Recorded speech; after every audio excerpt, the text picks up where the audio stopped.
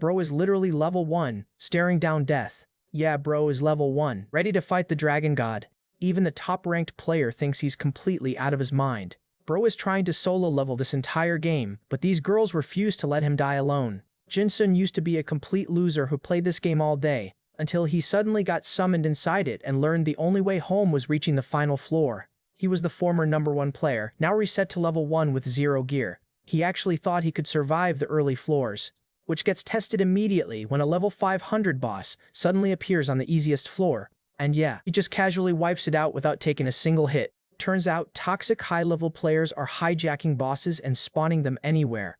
After realizing that, bro was genuinely about to quit without his old god-tier loot. Bro was so weak now that even the training dummies are beating his ass. He runs straight to a top 3 ranked player begging for help. He even offers her the time of her life. Yeah, bro is officially desperate. She still leaves him behind, and now our guy is fighting for his life. Until the last second, everything from his legendary old account starts transferring over. So, how did this absolute loser get his god-tier power back right when he was about to die? Let's go back to how it all started. Deep inside Arid, a desperate battle is already tearing through the forest, while several adventurers struggle to stay alive. One fighter races through the trees as the enemy closes the distance behind him. A glowing targeting circle locks onto his position before he can properly escape. Lightning crashes down hard enough to blow apart the ground around him. He throws himself clear at the last second and barely avoids being cooked alive. The attacker follows immediately, showing she can keep pressure on him even after missing the first strike. The blue-skinned woman stands calmly in the storm, looking far too comfortable with the chaos around her. Another burst of energy tears across the battlefield before anyone can regroup. The blonde fighter charges straight back in instead of giving her time to cast again. Their exchange detonates in a violent flash that sends debris flying everywhere. She answers his rush with another lightning attack and refuses to give up any ground. The ranger joins the fight from range and starts firing into the opening his teammate created. For the first time, the woman actually looks irritated that the humans are still standing. Gunfire and magic slam into her position from different angles at once. The wounded ranger realizes too late that her lightning is spreading across the entire area. The blast catches the battlefield in one enormous electrical sweep. Someone is launched through the air as the attack overwhelms their defense. The blonde fighter lands hard but forces himself back up before she can finish him. The fight keeps moving even with everyone already battered and running low on options. The ranger drops to the ground, leaving the others with one less fighter who can safely keep attacking. Their enemy laughs at the damage like this whole thing is finally becoming entertaining. She watches them struggle and openly enjoys how badly the battle is turning against them. That arrogance gives the blonde fighter an opening, and he launches himself right back at her. At the same time, the ranger raises his weapon and fires one last heavy shot with a confident goodbye. The woman meets the attack with another explosion of lightning instead of trying to dodge it. The counter sends one of the adventurers crashing away before the shot can decide the fight. The blonde fighter realizes the real problem is that she can release lightning directly from her own body. That means getting close is just as dangerous as letting her control the range. He calls out to the ranger while trying to keep the woman focused on him. The ranger forces himself upright, but the damage has clearly taken its toll. The others warn against interfering recklessly because one bad move will only give her another target. The ranger ignores the warning and grips his weapon like he has already made up his mind. For a moment he stays quiet, measuring the woman and waiting for the smallest opening. Then another electrical attack erupts and forces everyone back into motion. The ranger recognizes the pattern and prepares to move before the lightning fully spreads. A massive bolt crashes down again, turning the ground around the woman into a death zone. The spell expands outward with enough force to swallow anyone still standing too close. The blonde fighter pushes through the edge of the blast instead of retreating. One of the others gets knocked down while the lightning continues tearing through the area. The battlefield goes quiet for a split second, as the survivors realize the next exchange could end everything. Someone shouts for the injured fighter to get away while there is still time. A huge icy creature surges forward through the storm and changes the shape of the fight again. Its enormous body crashes into the battlefield with enough weight to force everyone apart. One adventurer is left on the ground watching the monster bear down on them. The creature unleashes another brutal charge while the party scrambles to respond. A golden magic circle forms beneath the chaos, signaling one more desperate skill activation.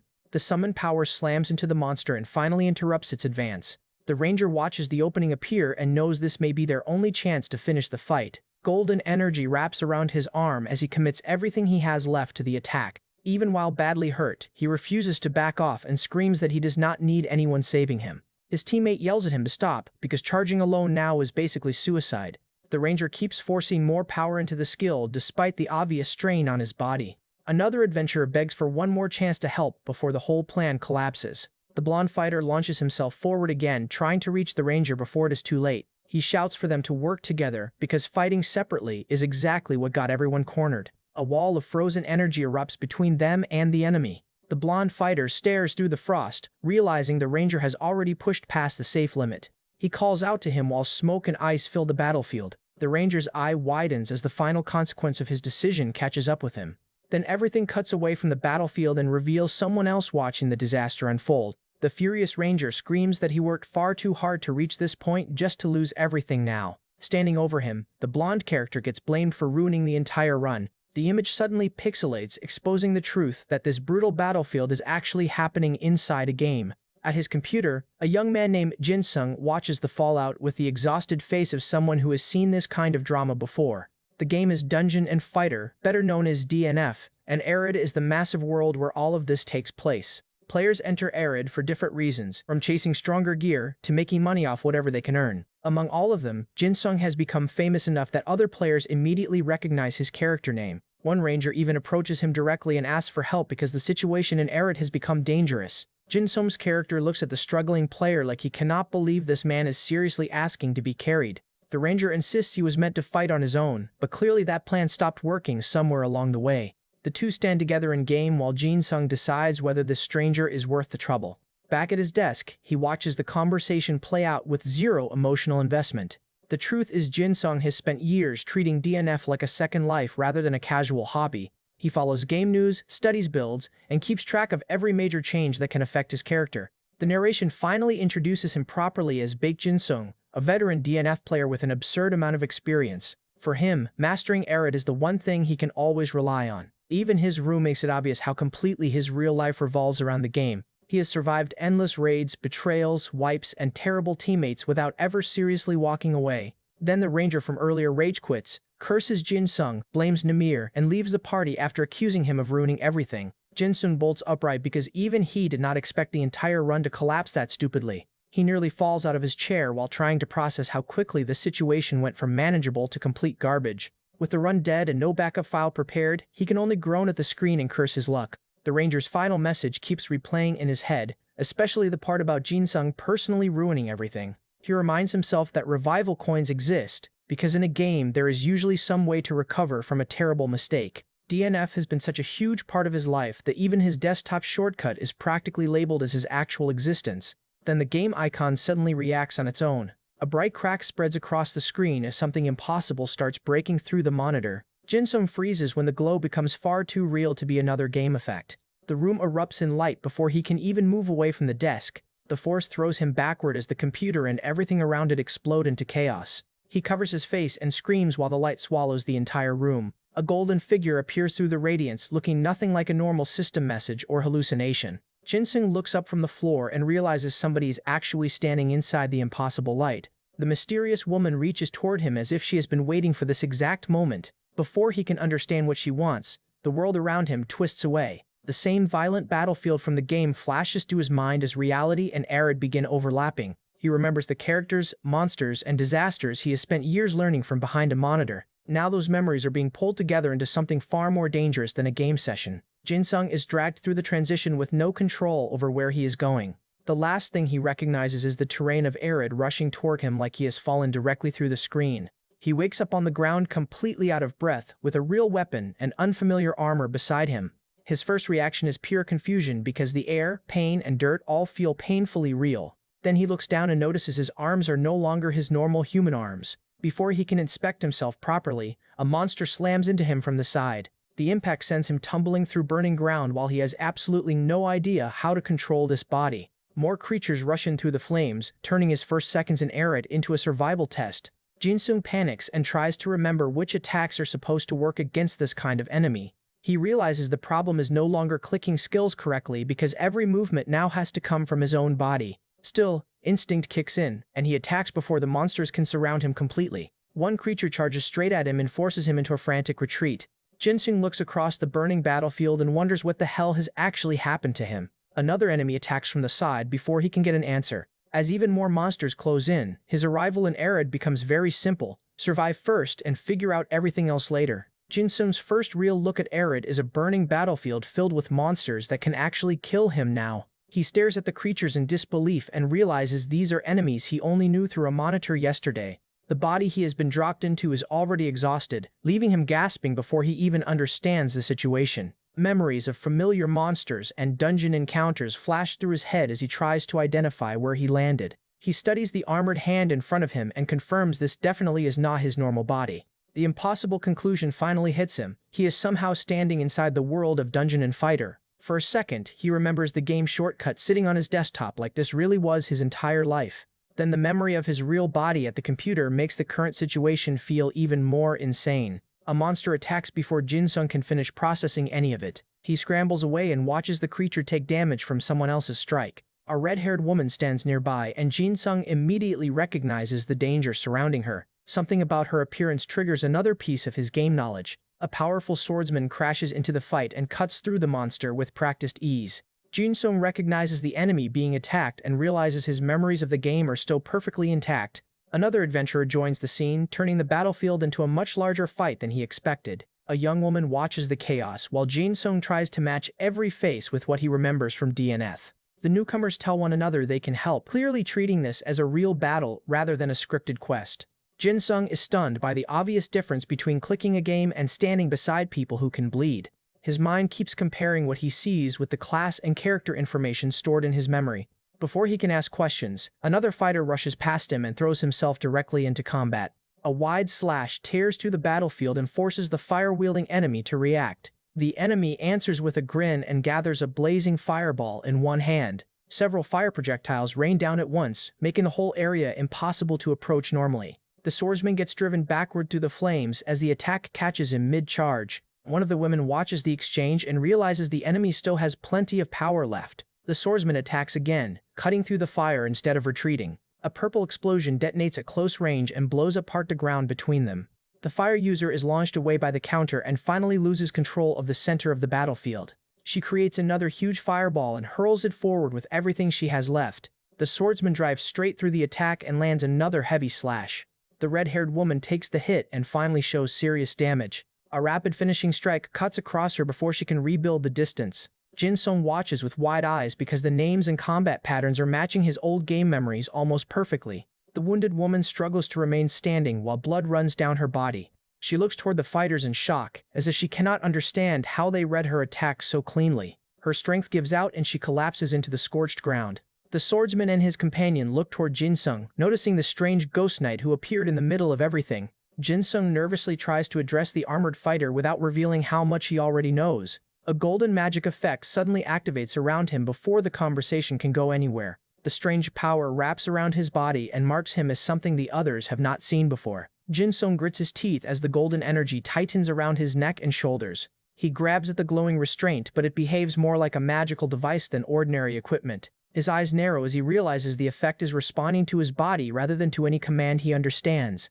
Nearby, the fire-wielding woman warns that if he wants to throw away his life, nobody is going to stop him. The other adventurers move to leave, thanking one another before the burning area becomes even more dangerous. Jin-sung suddenly feels the golden restraint react again and realizes it may be tracking something. He looks back toward the flames and notices an abnormal presence moving through the ruined forest. For a moment, he simply stares, trying to identify which enemy or event from the game could be happening here. The pressure finally becomes too much and he shouts that he is not planning to die in this place. He steadies himself and decides the safest option is to follow the people who actually understand the area. Darkness closes in as the group moves away from the burning battlefield and deeper into the forest. Jin-sung keeps scanning the trees because the atmosphere feels exactly like the kind of place where DNF hides ambushes. The deeper they go, the darker and wetter the forest becomes, and even Jin-sung admits it is genuinely creepy in person. He pauses when another sound comes from the shadows beside them. A dark creature lunges out and catches him before he can draw his weapon properly. More red-eyed monsters emerge behind it, confirming this is a full ambush rather than one stray beast. Jin-sung finally sees the enemy clearly and recognizes the type from his old game knowledge. A second creature charges while he is still recovering from the first hit. One of the others warns him that the pack is coming from multiple directions. A hulking ghoul steps out of the darkness with enough size to make the smaller monsters look harmless. Jin-sung draws his sword and forces himself to fight even though he still does not trust this new body. His eyes track the ghoul's movement and start matching it against attacks he remembers from the game. The monster suddenly rushes him with far more speed than its size suggests. He notices the charge a split second before impact and prepares to dodge. The ghoul barrels through the space where he had been standing and sends debris flying. An ice-based ally freezes part of the battlefield to slow the surrounding monsters. The ghoul tears through the frost anyway, proving this thing is stronger than the ordinary enemies Jin-sung remembers. It spots Jin-sung again and openly identifies him as a ghost knight. He freezes for a moment because hearing a monster speak to him makes the world feel even more real. Jin-sung tries talking to the others while the ice wall gives him a short moment of breathing room. The ghoul's red eye locks onto him through the frozen barrier. One of his companions stands close enough that Jin-sung cannot simply run without leaving them behind. Another blast of ice crashes into the pack and temporarily pins several monsters in place. A towering frozen construct forms between Jin-sung and the ghoul. The ghoul refuses to let anyone interfere and starts breaking through the ice by force. Jin-sung shouts at his ally to get away before the monster reaches them. He realizes the ghoul is targeting him specifically and decides to draw it away from everyone else. The creature catches him with a brutal strike before he can create enough distance. Dark energy spreads through Jin-sung's body as the hit lands and his control starts slipping. Pain tears through him so badly that he can only scream while the ghoul closes in. The monster grabs him and lifts him off the ground like he weighs nothing. Its claws and teeth tear into him, forcing Jin-sung to fight at point-blank range. He looks at the blade near his face and realizes he has only one chance to counter before the next bite. The ghoul presses closer, completely confident that the inexperienced ghost knight is finished. Jin-sung explodes into motion and slashes across the creature's body. The attack makes the monster hesitate, and that tiny pause is enough for Jin-sung to think again. The ghoul tries to recover its stance while blood sprays from the wound. It roars and calls more monsters in, refusing to let Jin-sung escape after finally injuring it. Jin-sung raises his sword and says he understands something important now. The fear on his face gives way to a grin as the pieces finally connect. This body already knows how to fight, and the movements feel familiar the moment he stops overthinking them. Jin-sung realizes his years of game knowledge are not just memories anymore, because his body can reproduce the techniques. He cuts through another charging monster with a clean movement he never physically practiced in his old life. The motion feels engraved into him as if every command he once entered has become muscle memory. Jin-sung launches into a proper combo and starts chaining skills instead of swinging blindly. His companion watches in surprise while he begins moving like an experienced ghost knight. Another wave of ice crashes across the battlefield and gives Jin-sung a perfect setup. He catches the opening immediately, already calculating which move should come next. An uppercut launches one of the monsters into the air before it can recover. Jin-sung follows with a second skill and keeps the enemy trapped in the combo. Ice erupts upward around the target and locks its movement completely. A towering frozen barrier fills the forest, cutting the monster off from its pack. The ghoul strains against the ice while Jin-sung closes in instead of backing away. He grabs the monster at close range and forces it into the position he wants. The creature tries to swing back, but Jin-sung is already moving around the attack. A red glow gathers around his fist as he prepares the next part of the combo. He drives the strike into the ghoul before it can break free. The monster's body twists from the impact and its confidence finally disappears. Jin-sung keeps attacking, using each skill to cancel the recovery time of the one before it. The frozen structure shatters as the chained attacks overwhelm the ghoul's defense. The system identifies what he just created as a skill combination called Time Break. Standing over the ruined battlefield, Jin-sung realizes he may actually have a way to survive Arid after all. The ghoul finally collapses under Jin-sung combo, leaving the forest floor covered in blood. Even the monster seems confused that this inexperienced ghost knight suddenly learned how to fight properly. Its red eyes widen as the last of its strength disappears. Jin-sung finishes the creature with one clean strike and immediately checks whether anything else is coming. The remaining monsters are wiped out before they can reorganize around their leader. A strange quest clear effect appears, making Jin-sung feel like the game system is still following him into reality. He pauses when something new materializes in front of him. A purple framed reward or interface appears where the defeated enemy had been. The object activates with a burst of light before Jin-sung can decide whether touching it is smart. That light pulls him into another space and leaves him screaming before he can resist. Jin-sung lands inside a glowing realm and realizes the same golden woman from his apartment is waiting for him. The mysterious woman speaks as if his arrival here was completely expected. Jin-sung points at her in disbelief and demands to know who she is and why she dragged him into this mess. She answers with the calm confidence of someone who clearly does not think she owes him a normal explanation. He remembers being summoned from his room and immediately asks how she managed something that should be impossible. Images of Arid and the strange sword flash around them while she begins explaining why he was chosen. Jin-sung listens with a growing headache as she talks about his role in this world. He asks if she seriously expects him to risk his life just because some cosmic problem appeared in a game world. The more she explains, the more obvious it becomes that she deliberately selected him rather than summoning someone at random. Jin-sung immediately rejects that logic and says being summoned never meant he agreed to any of this. He kicks and flails in frustration, demanding to be sent back home instead of being handed a death mission. Nemmer stays completely calm and tells him that refusing does not erase the responsibility now attached to him. Jin-sung snaps at the word responsibility and asks what the hell she thinks he owes this world. Her answer comes as a sudden burst of power that knocks him backward. Golden symbols surround Jin-sung while Nimir makes it clear this conversation is not happening on equal terms. A violent stream of energy surges around him and forces him to stop arguing for a moment. Nimir presents the weapon connected to his new role and pushes it toward him. Jin-sung catches the blade instinctively, still looking like he would rather throw the whole mission back at her. The corrupted power in his arm reacts the moment he accepts the weapon. Nemmer explains that the blade he received is tied directly to what he must accomplish in Arid. Jin-sung learns that the weapon is meant to guide him through the chaos spreading across the world. She explains that his awakening and his arrival here are connected to a much larger imbalance. His new soul and body were prepared specifically so he could act inside Arid without immediately being destroyed.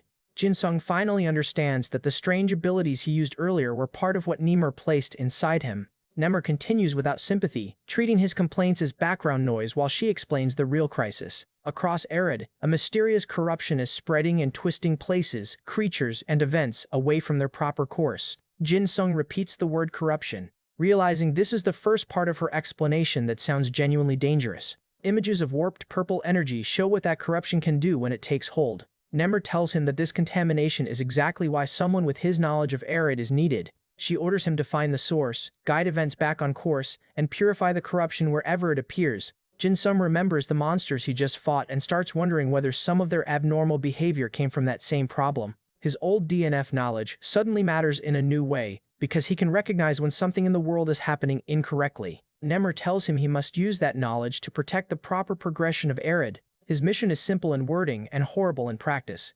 Help the chosen blades and eliminate the corruption changing their paths. Jin-sung complains that she's talking like he already accepted a job he never volunteered for. Nemmer finally gives him the one incentive that actually matters, promising to return him home once his role is complete. That gets his attention immediately, and Jin-sung shouts for her to explain every condition before she disappears again. A red portal opens behind him before he can finish asking his questions. Nemi produces several glowing rewards and tells him he will not be sent out completely empty-handed. Jin-sung's mood changes fast when he realizes some of the rewards resemble absurdly rare equipment from DNF. He stares in disbelief, suddenly much more interested in this cosmic employment package. A status interface appears and confirms that the equipment and abilities are now tied to his new body. Nemmer begins sending the selected power toward him while Jin-sung tries to read everything at once. A crown-like item materializes as part of the reward package. Before he can celebrate, Nemmer forces the power directly into him and wipes the smile off his face. Golden energy slams through Jin-sung's body as the new equipment and abilities synchronize. He barely stays conscious while the system finishes integrating what she gave him. Nemmer decides the briefing is over and prepares to send him back to Arid. Jin-sung tries to stop her because he still has about 50 questions she never answered. She ignores him and activates the return before he can finish the complaint. Nemir watches him vanish with the same calm expression she had from the beginning. Jin-sung drops back into the dark forest and immediately realizes he has returned to the exact mess he left. He stumbles through his explanation and blames the weird pause on lag because the real truth sounds completely insane. The blue-haired swordsman checks on him and asks whether the strange adventurer is actually okay.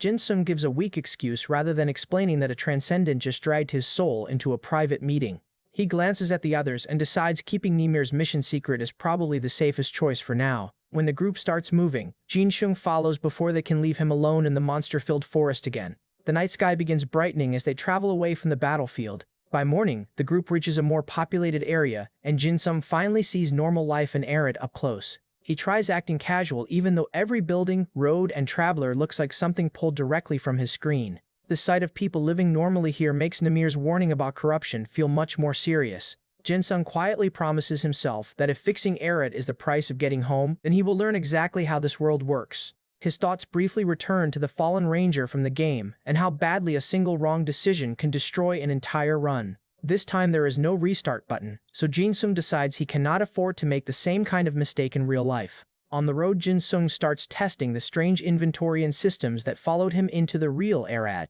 While traveling, he checks everything he can and realizes this world still follows more game rules than he expected. He even manages to pull items directly through the blue interface with his own hand. That confirms the inventory is real, although plenty of the gear he remembers from the game is nowhere to be found. One of the first things he checks is a sword that somehow survived the transition with him. The usable items are limited, so he starts sorting the few materials and consumables he actually has. For now, he decides to stop complaining and work with whatever the system decided to leave him. His status window is even stranger because it lists him as only level 2. That number makes his eyes narrow immediately. His adventurer reputation is sitting at 6, which is painfully low for someone with decades of game knowledge in his head. The road ahead is already long, and that tiny reputation score is only the beginning of his problems. Even reaching the dimensional corridor at the end will not matter if he cannot survive everything between here and there. Then another thought hits him, because Ymir never exactly explained how easy returning home would be. He suddenly imagines doing all this work only for her to tell him the return trip still needs another impossible requirement. That possibility has him yelling into the empty forest like Ymir might somehow be listening. Still, the memory of her warning is clear enough. Corruption is spreading through Arid, and ignoring it could destroy far more than his way home. Nymir's true objective is to have him interfere with events that originally went wrong and prevent that corruption from consuming the world.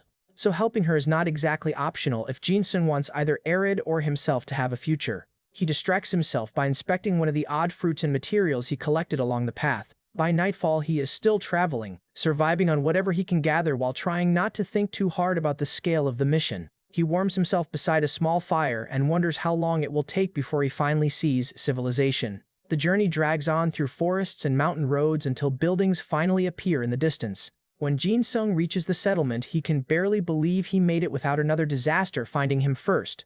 The moment he approaches the gate, however, 2 guards cross their weapons and stop him cold. They stare him down like an armed stranger is the last thing this town needs. Jin-sung forces a friendly smile and starts explaining that he is only an adventurer looking for a place to rest. One guard looks him over carefully, while the other keeps the entrance blocked. Before he can make things worse, Jin-sung remembers the advice he picked up about how travelers are supposed to deal with local authorities. He tries the simplest solution and offers a little money to smooth over the misunderstanding. The guard immediately reacts like Jin-sung just insulted his entire bloodline.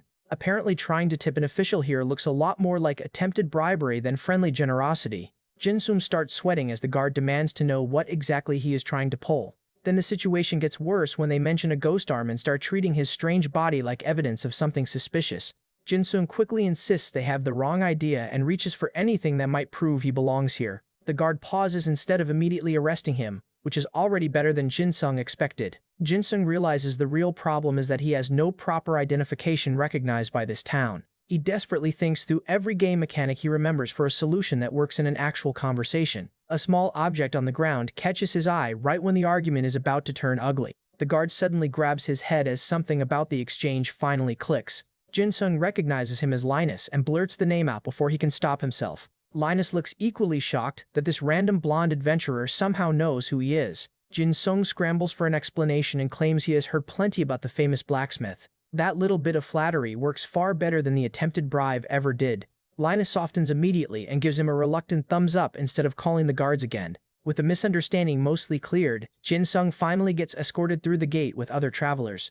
At registration, he watches Linus handle paperwork and starts realizing just how literal the old quest systems have become. His turn comes next, and Jin-sung steps forward trying to look like he understands the process. The official takes one look at his information and immediately finds another problem. Jin-sung is forced to wait while the clerk checks the details against the town's rules. The settlement itself is packed with adventurers, merchants, fighters, and every kind of person he used to see only as background NPCs. Seeing all of them alive and moving around leaves him staring like a tourist on his first day in another country. One loud woman notices the newcomer gawking and calls him out from across the street. Jin-sung freezes because she walks straight toward him like they already have business together. She asks if he knows who she is, and his expression gives away that he absolutely does. In the game, these people were familiar characters, but standing face to face with them is a completely different experience. Jin-sung's brain immediately starts matching her appearance to all the information he remembers from Dungeon and Fighter. Unfortunately, he gets so caught up analyzing her that he starts staring in a way no normal introduction can survive.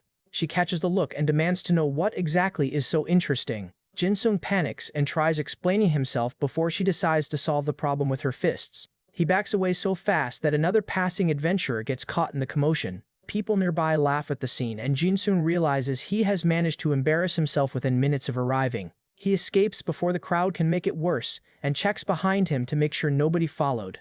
Only after putting some distance between them does he notice a familiar sign ahead. The building is the Moonlight Tavern, another place he recognizes immediately from the game. Jin-sung remembers that his old low-level route often brought him through places exactly like this for information and quests. That makes the tavern the safest place to start if he wants to understand what is currently happening in this version of Arid. He steps inside and finds the room crowded with adventurers trading rumors over food and drinks. One table is already buzzing about something strange enough to make the entire room uneasy. Jin-sung listens from a distance, trying not to look like a man who knows far too much about everyone around him. A woman behind the counter welcomes him and asks what he wants. Jin-sung orders milk without thinking, and her face says that is not what she expected from an armed adventurer. He quickly asks whether anyone suspicious or unusual has been coming through the tavern lately. The bartender hesitates, then glances around as if checking who might be listening. Jin-sung leans in eagerly when she hints that there may actually be something worth hearing. Before she can finish, a sudden commotion erupts deeper inside the tavern. A woman in fighter gear storms through the room with enough confidence to make everyone clear a path. Jin-sung recognizes another face from the game and immediately realizes this town is full of people he never expected to meet personally. She tells the crowd to move and head straight toward the source of the disturbance. Nearby adventurers complain that newcomers ask too many questions while ignoring half the answers they receive. Another young adventurer snaps back that some people only act knowledgeable because they have been here longer. Jin-sung watches the argument with growing concern because these familiar faces are no longer harmless NPCs following fixed dialogue. Across the room, several dangerous-looking adventurers gather together, and Jin-sung realizes the real Arid is already moving in directions he cannot predict perfectly. Elsewhere, the people Jin-sung noticed in town are already discussing movements that have the local factions on edge. The Night Order is involved as well, which means whatever is happening has already grown beyond ordinary adventurer business. A young knight reports alongside a pink-haired companion while their group compares information gathered around town. They still have more to investigate, and nobody's treating the situation like a simple monster hunt. Back at the tavern, Jin-sung quietly apologizes for the mess he caused and tries to reset the conversation. The pink-haired adventurer soon reunites with her own companion, leaving Jin-sung to wonder why so many familiar faces are gathering here at once. He thanks Shuza for the help and asks if that finally means he can relax for a minute. The view outside answers that question with a massive tower dominating the settlement. Jin-sung heads back into the streets and immediately hears another urgent conversation about an expedition. Someone mentions that their captain is already organizing people, which makes his curiosity spike again. Before Jin-sung can listen much longer, a dark-haired adventurer abruptly approaches him. The stranger steps directly into his path, forcing Jin-sung to stop. Jin-sung instinctively raises a hand and tells him to wait before this turns into another misunderstanding. The man's expression barely changes, which somehow makes the encounter even more suspicious. Jin-sung's patience snaps when the stranger suddenly grabs at him instead of explaining anything. The other man remains annoyingly calm while Jin-sung demands to know what he wants. Then a familiar system window appears, and Jin-sung realizes the stranger was trying to send him a party request. A nearby woman watches the exchange with a polite smile as if this kind of nonsense happens every day. The group starts moving together, and Jin-sung is still trying to understand how a party system is functioning between actual people. Outside the town, they stop long enough for everyone to get properly organized before heading toward the hunting grounds. One of the older men studies the paperwork and looks less than thrilled about the people Jin-sung has ended up with. The dark-haired adventurer casually opens another interface and keeps acting like none of this is strange. Jin-sung accepts the request, and the system confirms the party connection with a bright flash. That is when he starts laughing, because forming a real party through a game window is somehow the most ridiculous thing that has happened all morning. He gets far too excited explaining how useful parties are, while his new companion stares at him like he has picked up a lunatic. The stranger finally turns away, clearly regretting the invitation already. Jin-sung keeps talking anyway, thrilled that another familiar mechanic works exactly the way he hoped. Then he catches himself and realizes he is speaking like a hardcore player to people who actually live here. He starts rambling about how much easier everything would be if they understood the systems the way he does. The dark-haired man gives him a look that says this conversation is becoming a problem. A strange creature appears nearby, forcing the party to cancel the small talk immediately. Jin-sung notices a system message connected to the encounter and reaches toward it in confusion. For a moment, he remembers how this same area looked when it was only a game on his monitor. The real version of the tower is far more intimidating when he is standing beneath it himself. Jin-sung finally enters the dungeon path and tells himself he wasted enough time messing around in town. He starts moving deeper inside, focused on clearing the route and finding whatever information Nimue needs him to change. A young woman rushes through the corridor nearby, already being pursued by trouble of her own. Another adventurer complains that she is opening bloody wounds everywhere and creating more danger for everyone around her. Jin-sung suddenly asks whether they are leaving a particular user behind, a phrase that immediately catches his attention. The answer makes him stop because the people ahead may not be ordinary residents of Arid at all. At the same time, a much darker group is moving in the shadows, and even Captain Khan appears connected to the chaos around the dungeon. Jin-sung barely has time to process that before something crashes into the corridor ahead. The next chamber erupts into combat as monsters swarm from multiple directions. One beast lunges at Jin-sung and he blocks with his blade at the last possible moment. Its jaws snap inches from his face, instantly reminding him that this is no longer a safe leveling zone. He twists aside and cuts into the monster before it can clamp down. Another enemy charges from behind, forcing him to turn before the first one even falls. Jin-sung counters with a wide slash that sends the attacker flying backward. The creatures keep piling in, so he stops trying to fight them one at a time. A heavier strike tears across the group and gives him enough room to breathe. Then a glowing projectile races toward him from the far side of the chamber. Jin-sung spots the ranged attacker just in time and changes direction. His blade collides with the incoming attack in a burst of blue and orange light. The impact knocks the enemy back, but it also confirms the monsters here are coordinating far better than basic mobs ever did. Jin-sung forces his way through another strike and refuses to let them surround him again. He slips past a claw and cuts across the creature's body before it can recover. Another attack comes from above and he pivots beneath it. A concentrated slash explodes against the next monster and finally breaks the pressure around him. One enemy launches itself forward with a glowing red attack, trying to finish him while he is off balance. Jin-sung meets it head-on and knocks the creature out of its charge. The prolonged fight is starting to wear on him, and now every mistake hurts for real. He sees another monster preparing to attack and realizes there are still too many left to relax. A black-armored enemy dives toward him from above with a heavy strike. Jin-sung barely avoids the impact as purple energy tears through the ground beside him. He is forced back toward the others, breathing hard and looking for a better angle. Then something changes in the enemy formation and Jin-sung notices an opening. A red-armored monster raises its weapon, exposing itself for a split second. Flames burst through the battlefield as another attack crashes down. Jin-sung watches the burning enemy stagger and immediately understands where the line is weakest. He remembers the game version of this fight and realizes there used to be a gimmick tied to exactly this point. That memory gives him the timing he needs before the next monster can complete its attack. Jin-sung charges through the opening and slams his weapon into the creature at close range. A recovery field suddenly appears beneath him, restoring health and mana like a dungeon mechanic made physical. With his strength coming back, he grabs the nearest monster and drives it away from the party. The battlefield erupts again as multiple attacks collide around them. A glowing hand reaches through the chaos and catches one of the enemies before it can escape. Jin-sung looks down in surprise as the healing effect continues working through his body. Then he raises his blade again, refreshed enough to keep pushing deeper into the dungeon. The dungeon immediately throws another pack of dragon-like monsters at Jin-sung before he can properly recover. He cuts into the first one, but the creature twists through the blow with far more speed than a normal mob should have. A larger dragonoid watches the exchange and starts moving in as soon as Jin-sung commits to his attack. Its weapon comes down hard enough to force him away from the smaller monster. Jin-sung retaliates with triple step, chaining his movement and slashes exactly the way he remembers from the game. The combo rips through the enemy line and finally gives him space to think. He grins because the whole fight feels absurdly similar to a progression web novel where every desperate battle turns into another power-up. A system contract appears in front of him, confirming that his actions have triggered another hidden condition. Jin-sung barely has time to read it before the dragonoids charge again. One of them catches his weapon and snarls directly into his face. The leader identifies itself as Lactus, a dragonoid strong enough to command the others inside this nest. Lactus orders the entire pack to begin the cleanup and wipe the intruders out. Jin-sung dives into the first swing and immediately turns the dodge into a counterattack. His blade carves across one monster, while another lunges from the side. A dragonoid crashes into the floor as Jin-sung slips past its claws. He follows with another dark slash and refuses to let their numbers pin him down. A larger beast barrels straight at him, forcing Jin-sung to brace instead of retreating. He cuts upward through the attack and knocks its body offline. Another dragonoid roars and charges from behind the fallen one. Jin-sung pivots into the next strike, keeping his rhythm before the pack can reset. For a second he actually laughs because fighting these things physically is terrifying and somehow still exciting.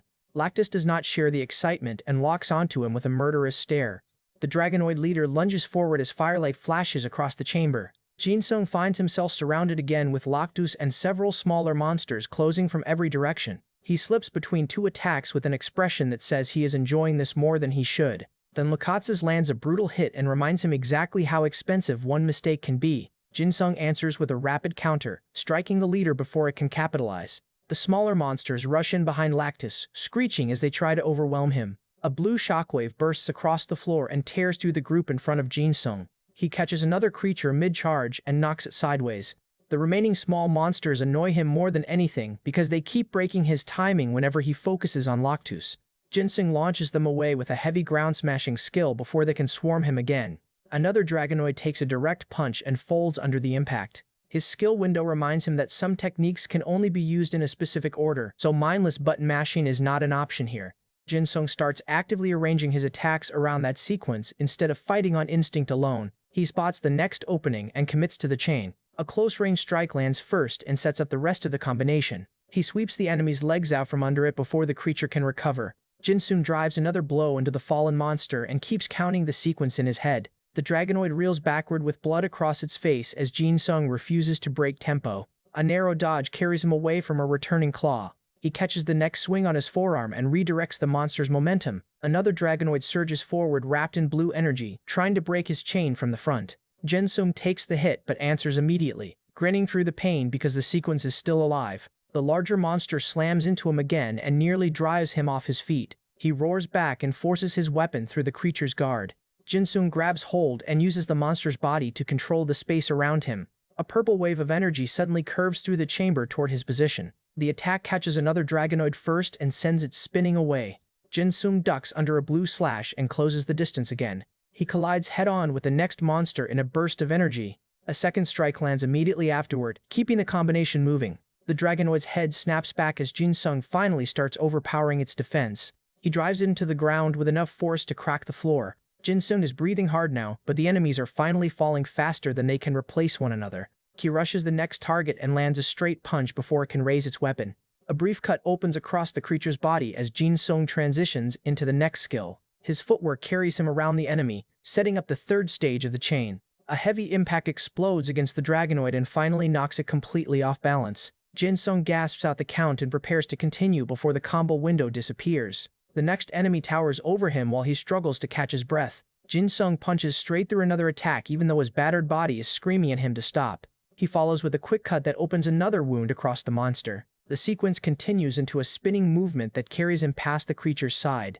Jinsung strikes from below and sends the Dragonoid stumbling upward. The monster asks if he is done yet, apparently convinced the human has finally reached his limit. Jinsung answers by smashing into it again instead of wasting breath on a reply. He mutters the third count through clenched teeth and forces himself to keep moving. The Dragonoid snarls at the relentless attacks and starts losing control of the fight. Jinsung launches the fourth stage of the combination with purple energy exploding around his weapon. For the first time, the monster's expression changes because it realizes he has not been attacking randomly at all. The combo surges forward and smashes through the Dragonoid's defense. Blood pours from the creature as it tries to stay upright after the impact. Jinsung grins through his own injuries and asks where all that confidence went. He slams the next wave of damage into the monster before it can answer. The Dragonoid roars, but Jinsung is already committed to finishing the sequence.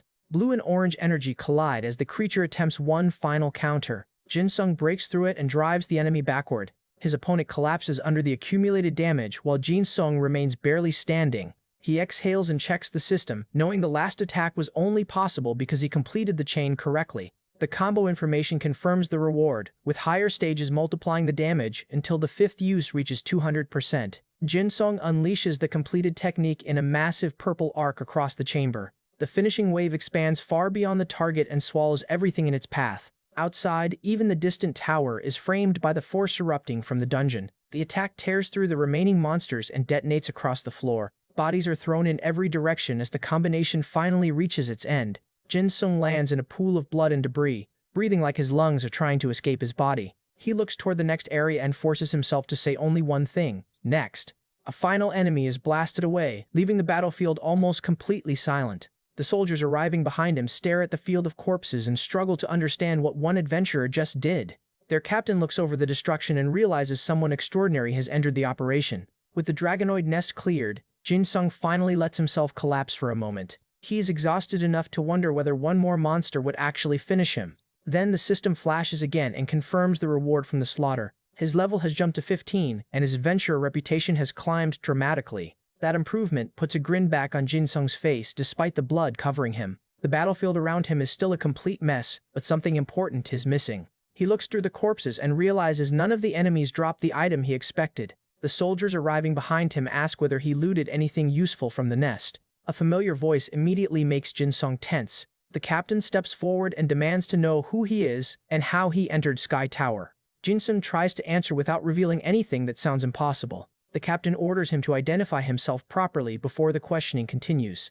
Jin Sung also has to explain how he knows the captain in the first place. He starts calculating how much of his game knowledge can be passed off as ordinary information. One wrong answer here could turn an exhausted rescue into an interrogation. The captain's suspicion only grows when Jin Sung says he entered Sky Tower after receiving a pass from Roger Levin. The name gets an immediate reaction, proving Jin Sung at least chose someone the captain recognizes. Jin Sung admits he does not actually have the pass on him, which destroys most of the credibility he just gained. The captain stares at him like he cannot decide whether this adventurer is lying or simply insane. Jin Sung insists the story is true and offers to verify everything once they return. The soldiers surround him anyway and warn that there will be consequences if he is lying. Back in town, several women connected to the ongoing expedition are discussing the chaos around Sky Tower. They mention another fight breaking out on the first floor, adding one more problem to an already unstable situation. A pale-haired man listens from the side, clearly interested in the disturbance. Jin Sung realizes the captain's weapon and posture are not ordinary, so he keeps his guard up during the questioning. The captain notices the look and prepares to test him directly. Jin Sung reacts first with Dark Slash, forcing the captain to defend instead of simply grabbing him. That only makes the older fighter grin because he has finally found someone willing to push back. The captain attacks hard enough to launch Jin Sung across the floor. Jin Sung catches himself and immediately counters before the man can press the advantage. A sharp exchange follows, with the captain reading his movements far better than any monster did. Jin Sung starts getting irritated because none of his usual tricks are ending this quickly. He charges another heavy attack and decides to test just how much punishment the captain can take. The blow detonates against the floor, but the older man moves through the danger instead of retreating. Jin Sung is knocked away again and barely avoids smashing into the wall. He opens his inventory during the fight, searching for anything that can change the matchup. A weapon appears in his hand and he immediately turns the equipment swap into another attack. The captain blocks the strike and answers with a brutal counter. Jin Sung's weapon clashes against the captain's guard at point-blank range. The older man drives him back with raw strength before Jin Sung can finish the skill.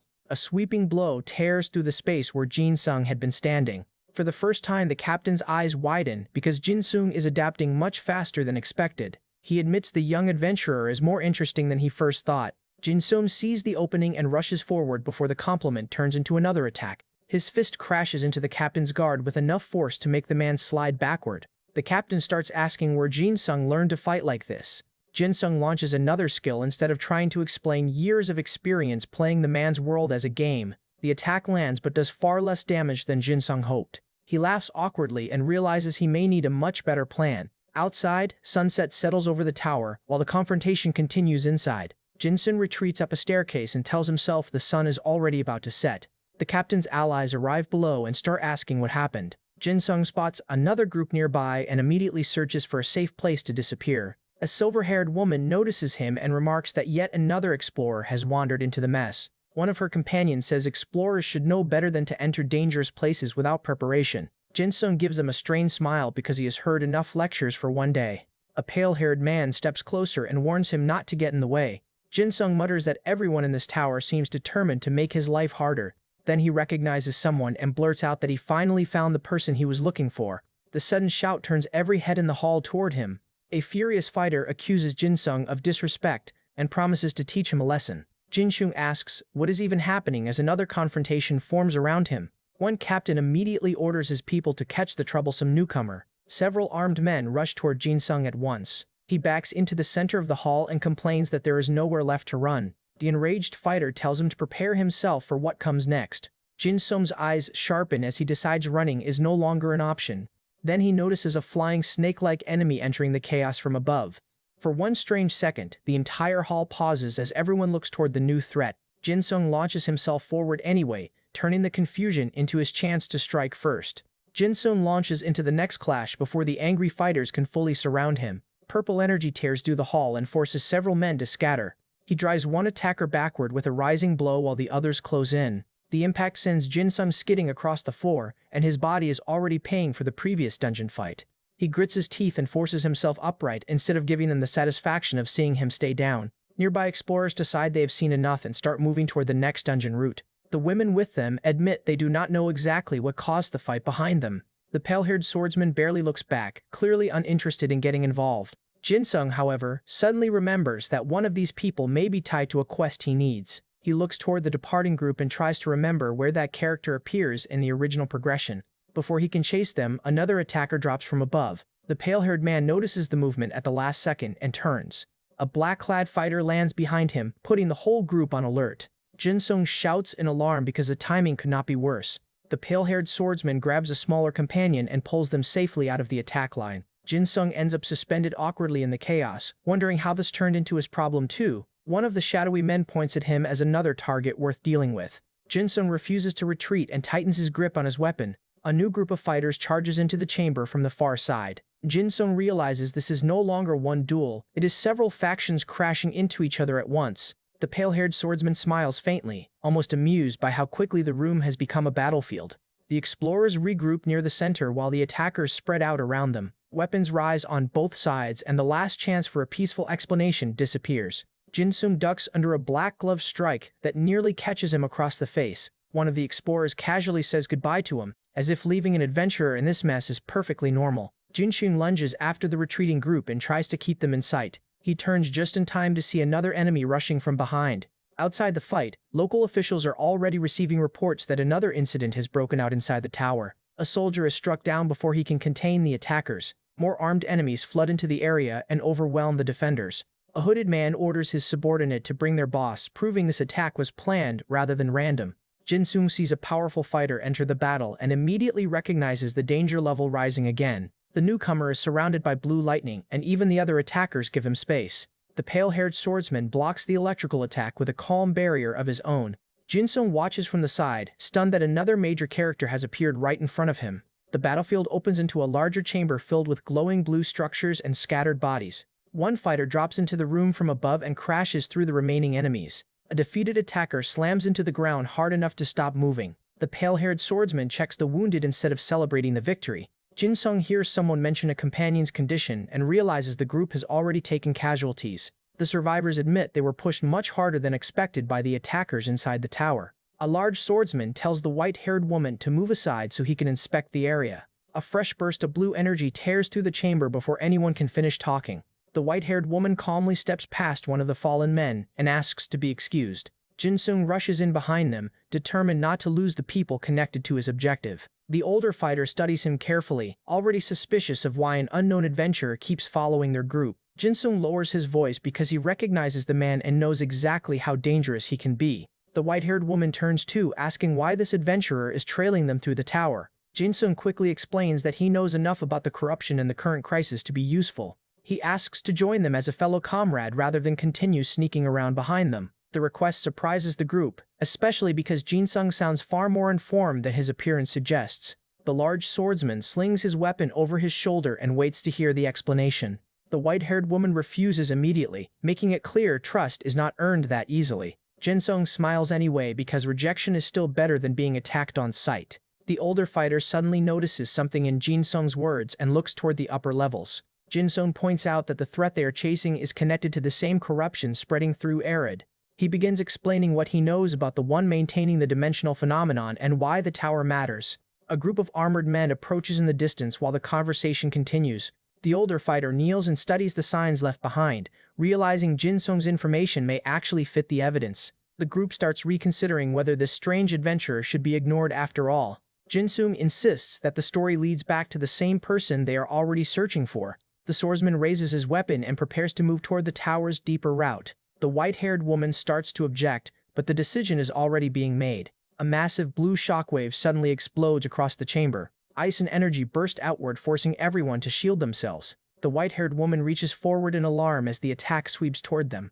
The older swordsman steps through the frozen air and calls Jin-sung the yellow-headed kid. Jin-sung stands his ground while blue energy crackles around him, realizing he may have finally earned their attention. He gives an awkward look and hopes his guess about these people was actually right. Jin-sung decides introductions can wait and asks everyone to simply call him Jin-sung. He gives the group an easy smile, hoping that sounds normal enough to lower their suspicion. Then he shocks them by asking GSD to take him in as an apprentice. The older swordsman repeats the word apprentice, clearly not expecting that request from a stranger he just met. Jin-sung waits for the answer while the white-haired woman studies him from behind. She addresses him formally as Mr. Jin-sung, which immediately makes him realize he has another interrogation coming.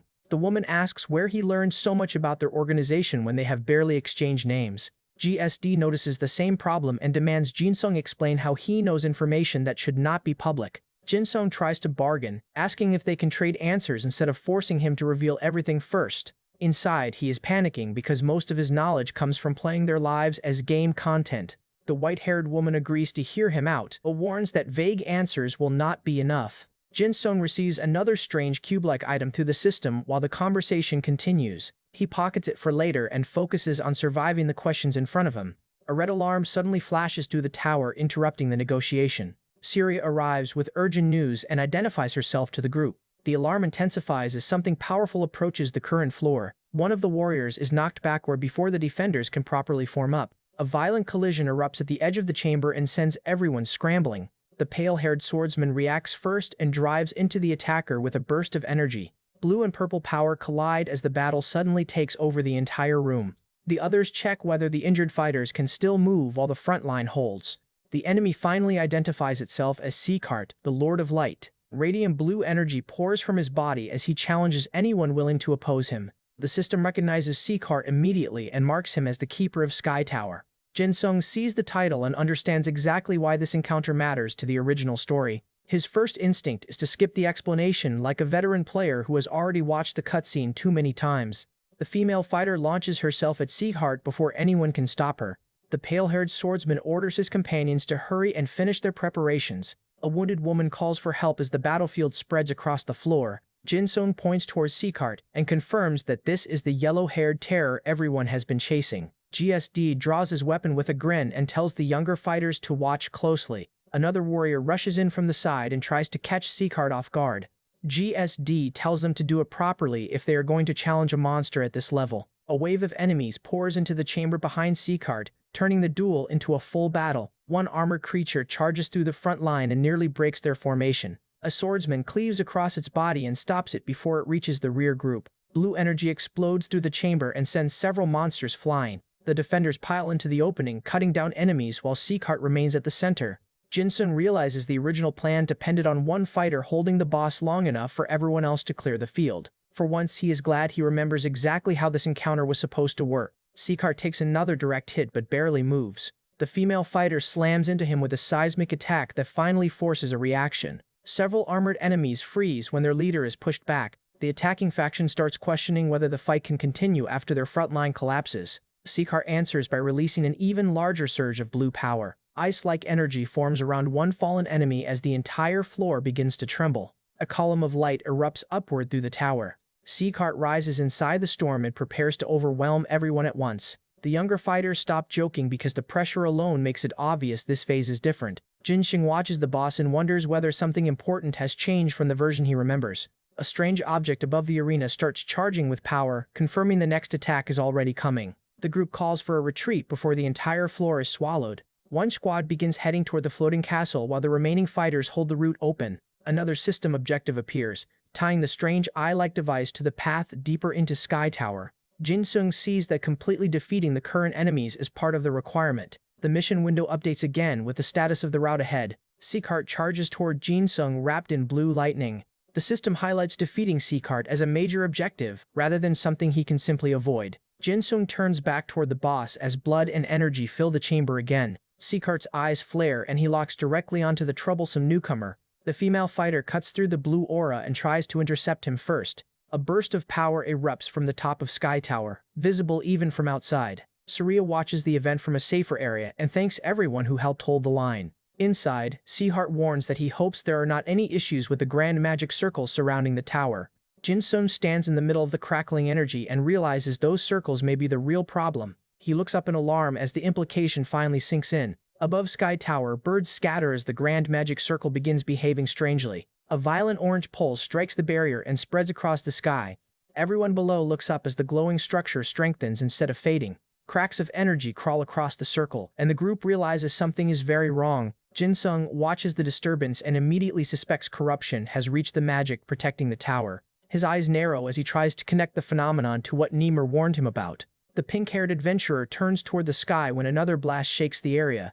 Jin-sung yells because the circle is now visibly distorting above them. She starts moving before he can finish explaining what he thinks is happening. Jin-sung follows and asks what she plans to do about something that enormous. Several fighters are already gathering around the tower while the disturbance intensifies. Jin-sung explains that this is not ordinary magic and may be tied to Seacart suddenly stopping earlier. The pink-haired woman cuts him off and tells everyone to stop standing around. Jin-sung looks toward the others and realizes she expects him to help fix the situation immediately. A system warning flashes through his mind as the energy overhead keeps building.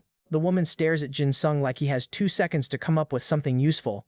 He starts checking every tool and item available to him for a way to interfere with the circle. A huge shadow suddenly passes over the tower and interrupts the discussion. The soldiers turn toward it and begin reporting another incoming threat. A flaming object tears through the air toward the tower at terrifying speed. Everyone freezes as the burning projectile closes in. The pink-haired woman realizes it is an airship and shouts the warning to the others. Several nearby adventurers panic at the sight of the vessel descending out of control. The burning craft smashes through the airspace around the tower instead of slowing down. Jin-sung and the woman argue over whether their captain actually intended something this reckless. Flames rip along the side of the airship as it continues falling. Jin-sung insists there is no time to debate and starts looking for a way to redirect it. The ship drops toward the tower structure with almost no room left to maneuver. Jin-sung watches his path carefully, trying to predict where the impact will happen. The burning vessel streaks past the upper floors and barely avoids a direct collision. A flash catches Jin-sung's eye and he realizes another projectile is coming from the tower. A blue beam shoots upward toward the descending ship. Jin-sung dashes after it, refusing to let the vessel be destroyed before it can help them escape. His expression turns serious as he commits to stopping the attack himself. Inside the tower, the structure shakes hard enough to throw people off their feet. Jin-sung spots another opening and tries to reach the airship route before the next impact. A system message taunts him with failure while he keeps forcing himself forward. He clenches his jaw and refuses to accept the outcome the interface is predicting. The tower glows bright blue as another enormous surge builds inside it. Something slams through the outer structure and sends debris flying. The entire tower vibrates from the impact. A massive object scrapes along the outside and tears through stone as it falls. Jin-sung recognizes the incoming debris and starts searching his inventory again. He refuses to give up, muttering that he still has one ridiculous option left. The pink-haired adventurer asks what the hell he is planning when the inventory window appears. Jin-sung selects a skytree fruit, an item that can launch targets away with a powerful burst. He throws the fruit toward the falling object at the perfect moment. The impact activates the item and suddenly changes the debris' trajectory. A green fruit shoots through the air as Jin-sung continues chaining the strange solution together. The next collision sends another chunk of wreckage spinning away from the tower.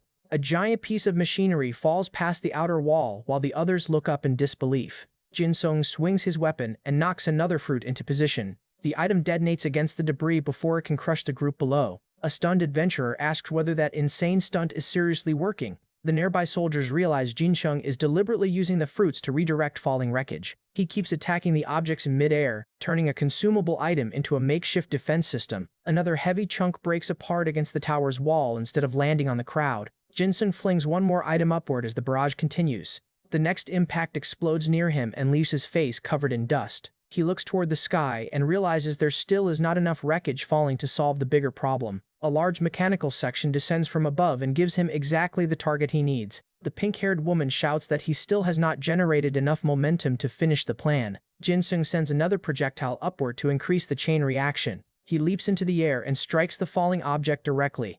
A danger-head smile appears on his face as the pieces finally line up. He punches through the next impact point and forces the wreckage into a new path. The heavy section flips in midair under the red-orange force. Jin-sung slams into it again before gravity can undo the setup. A purple system effect appears as his improvised combo starts interacting with the items. The pink-haired woman stares upward, realizing Jin-sung has turned the entire falling wreck into one giant chained attack. One chunk crashes into another and spreads the purple force through the debris. The chain reaction expands across several pieces at once. A nearby fighter sees the effect and warns everyone to move. Another massive section slams down, redirected away from the people below. The wreckage crashes into the lower structure instead of the escape route. A glowing system card appears in front of Jin-sung as the maneuver completes. He grins because the interface recognizes the ridiculous solution as a successful condition. Then another piece falls directly toward him before he can celebrate. Jin-sung throws his arm up and barely catches the danger in time. The final section drops past him while he struggles to keep his footing. A sword spins through the blue air above the tower, signaling someone else has entered the exchange. A boot crashes into Jin-sung and knocks him sideways before he can grab the weapon. He looks up in surprise as the new attacker closes in. The pink-haired woman catches up and plants herself beside him instead of retreating. She smiles like the real fight is finally starting, and Jin-sung realizes his improvised rescue has attracted even more trouble. After surviving Sky Tower, Jin-sung finally gets a quiet moment to check what all that fighting actually earned him. He walks through town while reviewing the new options unlocked by his rapid leveling. Several dark element skills have opened at level 15, giving him far more tools than he had when he first arrived. The list includes multiple sword and ghost techniques, and Jin-sung immediately starts planning combinations around them. He looks back towards Sky Tower and reminds himself that getting stronger was only one part of the reason he came here. One day ago, he was still treating the tower like familiar game content, but the real version nearly killed everyone involved. That realization wipes the smile from his face, because future events will only become more dangerous. Before he can brood much longer, the pink-haired adventurer reaches out and demands his attention. She tells him she wants repayment for the item she used to help him earlier. Jin-sung laughs awkwardly when she makes it very clear she expects to be paid back. He promises he will return the favor later, which does absolutely nothing to improve her mood. She stares at him like she is memorizing his face for the future debt collection. Jin-sung rubs his cheek and realizes being punched by her might actually be cheaper. The woman storms away while shouting about the expensive recovery item he cost her. Jin-sung watches her leave and decides to avoid that conversation until he has something valuable enough to offer. GSD and the others are waiting nearby, ready to settle the apprenticeship request from earlier. One of the senior fighters tells Jin-sung that a grandmaster does not casually accept students. Jin-sung admits he understands and tries not to look too disappointed. The older swordsman explains that training under him means following his rules and surviving far worse than one tower fight. Jin-sung listens carefully because earning GSD's guidance could change his entire path through Arid. The older man steps close enough to make the pressure of the warning impossible to ignore. Jin-sung immediately grabs onto him with exaggerated enthusiasm. Thrilled that the request was not rejected outright, GSD tells him to calm down and actually listen to the conditions first. A dark aura briefly flares around the master, reminding Jin-sung exactly who he is dealing with. The white-haired woman warns GSD not to encourage the idiot too much. The group finally starts moving away from the tower now that the immediate crisis is past. Jin-sung walks beside the white-haired woman as she begins explaining where they need to go next. She tells him he may seek her out whenever he wishes to bargain for information. Sky Tower stands behind them, quiet for the moment after the battle. Jin-sung follows her into a grand building and realizes this is the Mage Guild. The interior is far more impressive than the game ever made it look. The white-haired woman teases him for staring at everything like a child on his first field trip. Jin-sung's attention sharpens when she says she has someone important for him to meet. A dark-haired woman approaches with the calm posture of someone used to being listened to. Jin-sung immediately recognizes her as Iris Fortune, a figure whose knowledge reaches far beyond ordinary adventurers. He glances at the white-haired mage, suddenly wondering why she brought him to Iris specifically. The moment Iris looks at him, Jin-sung feels like the conversation has become much more dangerous. She speaks with the certainty of someone who already knows why he is here. Jin-sung's stomach drops because he remembers Iris as the famous fortune teller tied to major events across Arid. The white-haired mage watches his reaction and notices that Jin-sung recognizes the name immediately. That is exactly what worries him because Iris may know things about him that nobody else in this world should know. A dark vision flashes through his mind as he remembers how deeply fortune and prophecy influenced the story. Jin-sung faces Iris and tries to hide how nervous he has suddenly become. She introduces herself formally and waits for him to explain his role in the recent incident. Jin-sung studies her eyes, searching for any sign that she has already seen through him. Iris asks what role he believes he is supposed to play in the events unfolding around Sky Tower. Her red eyes never leave him, making every word feel like part of a test. Jin-sung tightens his fist and decides giving her everything would be far too dangerous. Iris tells him that everything is predestined, a sentence that lands exactly where he did not want it to. Jin-sung laughs nervously because a prophet talking about predetermined events is the last thing a man changing the timeline wants to hear. The white-haired mage explains that Iris can read far more than ordinary fortune tellers. Jin-sung asks whether that means she can actually see his future. Iris answers carefully instead of giving him the simple yes or no he wants. Jin-sung realizes she is watching his reaction just as closely as he is watching hers. The white-haired mage reassures him that Iris only shares what she believes a person needs to know. Jin-sung still looks uneasy because that sounds exactly like something an all-knowing fortune teller would say. He blurts out another question before he can talk himself out of it. Then he immediately regrets how much the question may have revealed. Jin-sung shifts awkwardly while both women wait for him to continue. Iris answers in the same calm tone, offering just enough information to keep him thinking. Jin-sung leaves the meeting with one conclusion: whatever the future is supposed to be, he intends to change it himself. The Mage Guild becomes Jin-sung's next stop as the fallout from Sky Tower spreads through the city. He pushes through the ornate doors in a hurry, already expecting another complicated request. Inside, a blue-robed mage rushes across the hall while several people react to the latest emergency. Someone asks why everyone is moving so quickly when the tower crisis was supposedly contained.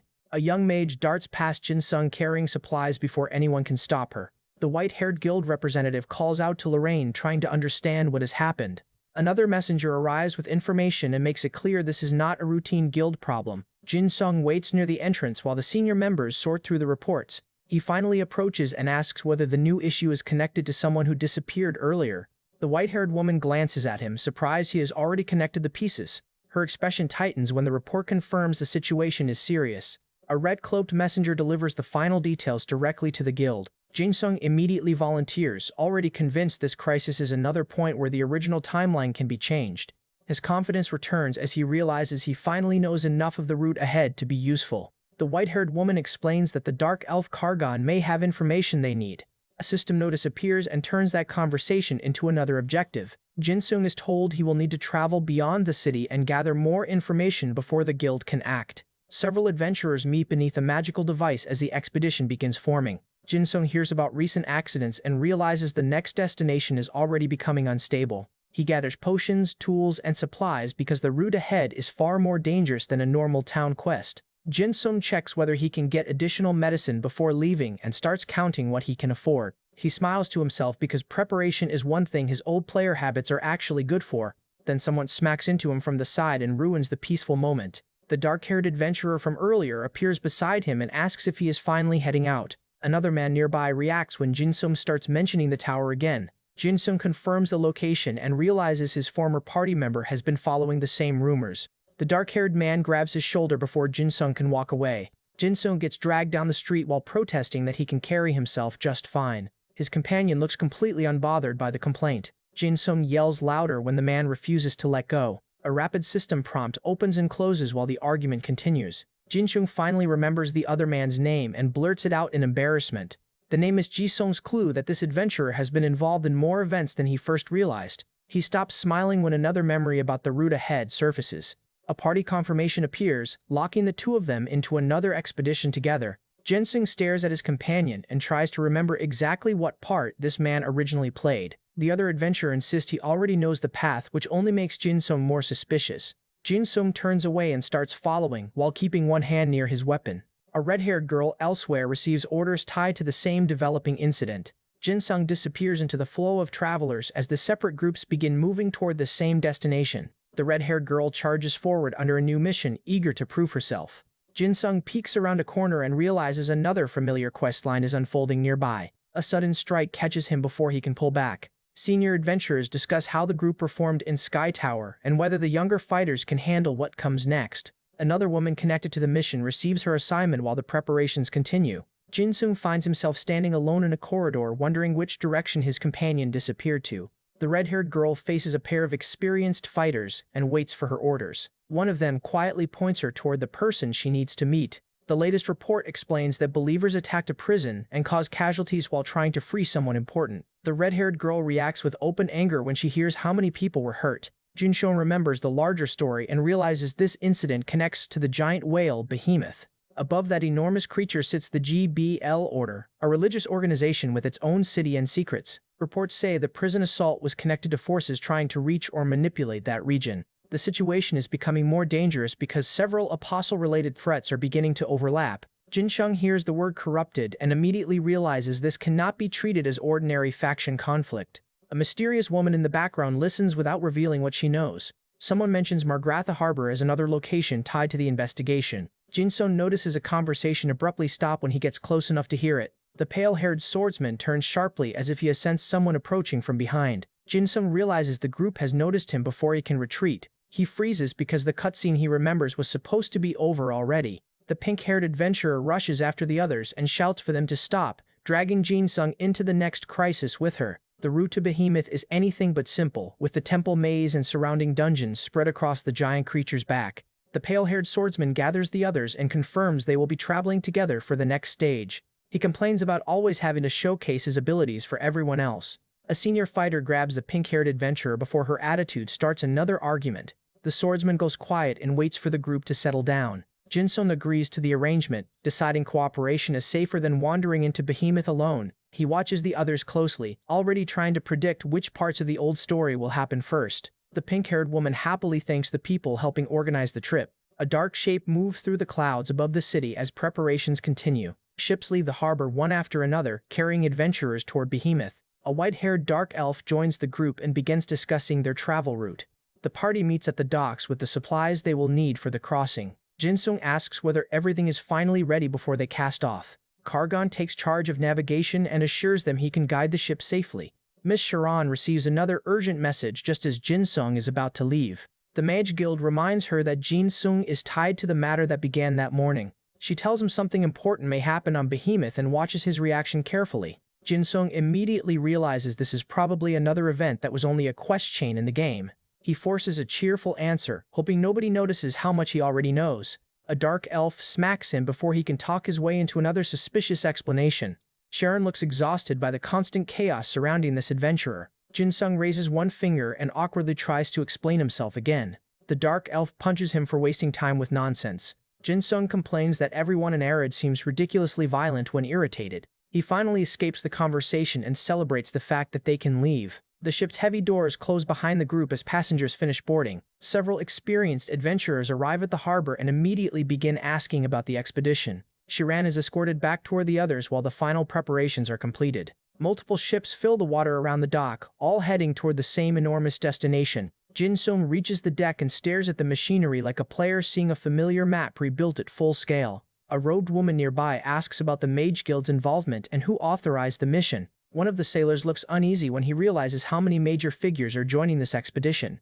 Sharon releases a surge of magic as part of the departure preparations.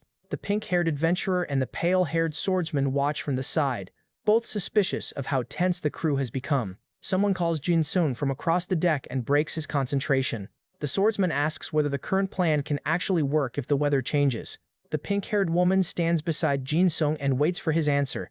Jin-sung smiles because this is one part of the trip he thinks he understands. She immediately warns him that if he is hiding something again, she will find out.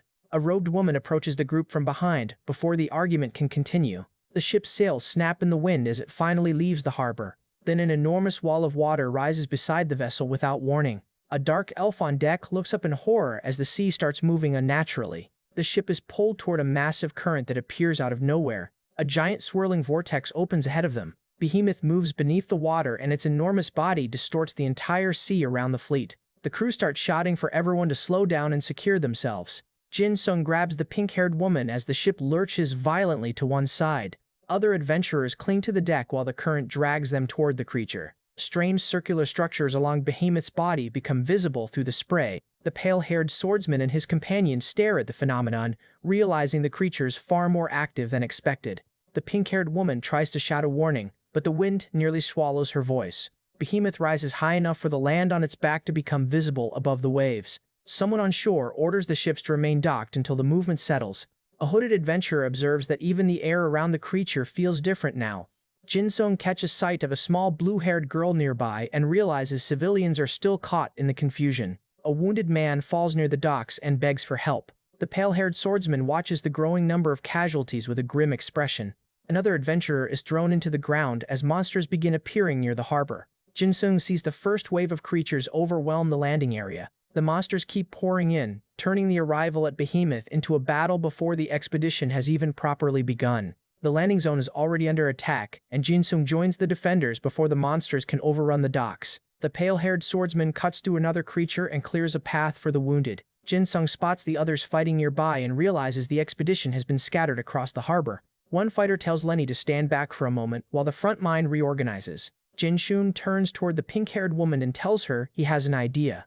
A wounded monster on the ground catches everyone's attention before he can explain. Jin-sung crouches beside it and asks what kind of creature they are actually dealing with. Another attacker lunges from behind and forces the pink-haired adventurer to react. Her eyes widen when the monster's weapon flashes green. She cuts into the creature, but the wound releases a strange, corrosive energy. The monster tries to crawl away while Jin-sung studies the effect.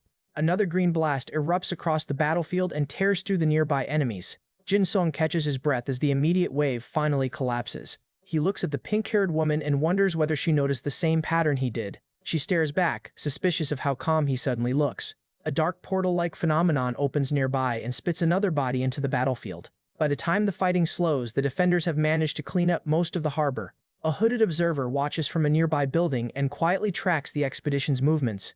The group learns that activity has also been reported inside the jungle region above the docks. A mysterious woman looks toward the same area, clearly interested in what the adventurers are about to find. Jin-sung follows the expedition inland toward the jungle area on Behemoth's back. The path is already damaged, with fire and ice marks showing that fighting started long before they arrived. Jin-sung picks up a small object and realizes someone has been leaving signs along the route. A new female adventurer appears deeper in the jungle and studies the group from behind a tree. The others approach her cautiously because nobody knows whether she belongs to the GBL order or another faction. Jin-sung notices familiar symbols around her and starts searching his memory for the exact quest chain. He checks the path again while Lenny waits impatiently for him to stop thinking and move. A map reveals several locations ahead, including areas associated with forbidden shrines. Jin-sung winces when another memory surfaces about what originally happens to the people traveling this route. The system's implications are brutal because the story he remembers says Lenny is not supposed to survive for long. Her determined expression makes that knowledge much harder for Jin-sung to ignore.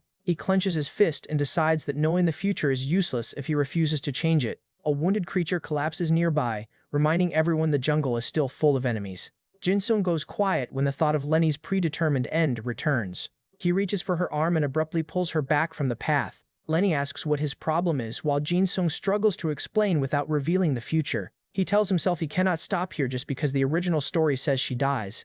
A bloodied body on the road proves the danger ahead is already close. Jin-sung looks toward Lenny and asks whether she has someone waiting for her back home. She stares at him in disbelief, completely unprepared for that question in the middle of a battlefield. Jin-sung tells her to hold on and wait for him to finish before misunderstanding. A monster crashes into them before the awkward conversation can go any further. Lenny immediately counters and knocks the creature away from Jin-sung. A heavy fist slams into Jin-sung from the opposite side and sends him stumbling. He shouts Lenny's name as more enemies rush through the ruined street. One massive beast identifies Jin-sung as a threat and tells the others to focus on him. Jin-sung grins and challenges the creature to come closer if it thinks he is the easy target. A black shadow flashes past his face before he can finish taunting it. The strike tears across Jin-sung's cheek and makes him realize the enemy is much faster than it looks. Lenny cuts through the creature from the side and yells for Jin-sung to stay focused. Another adventurer warns them that the monsters here have been enhanced by strange power. Jin-sung asks what exactly has changed about them since the last reports.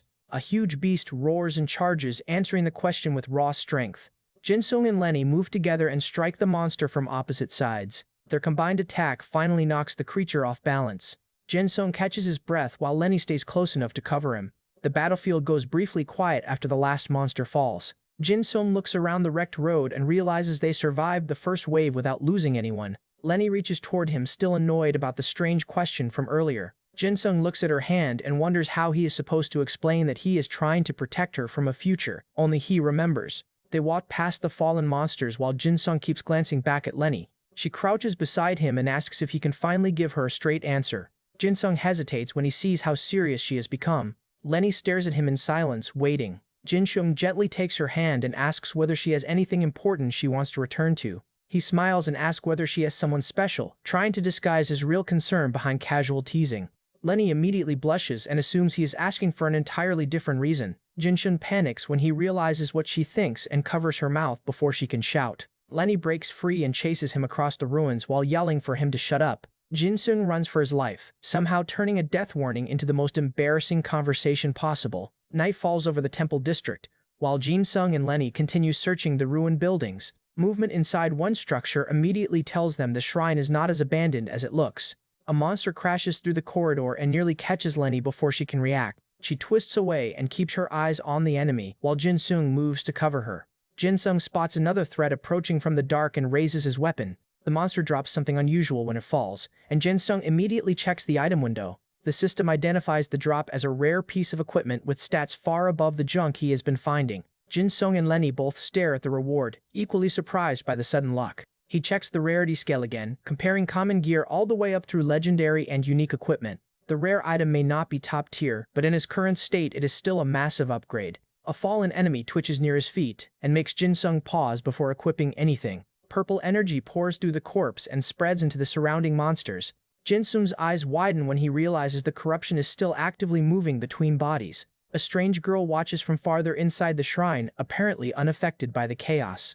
Jin-sung is struck by another burst of corrupted energy while trying to protect Lenny. The shrine boss is identified as High Priest Alsor, confirming they have entered one of the GBL Order's corrupted sanctuaries. Jin-sung remembers the grotesque monsters tied to this location and braces for an ugly fight. Elsewhere, the pale-haired swordsman and his companions also move through the temple ruins. A mysterious woman observes them from the shadows without revealing herself. Jin-sung catches up with the others and realizes their separate paths are beginning to converge again. The group discusses a book mentioned by the cultists and decides it may explain what happened inside the shrine. A grotesque creature lies nearby, still carrying signs of the corruption infecting the temple. They agree to keep moving before more enemies gather around the body. Jin-sung looks down the corridor and senses something important is hidden deeper inside. The expedition rushes through the next passage before the temple can close them in.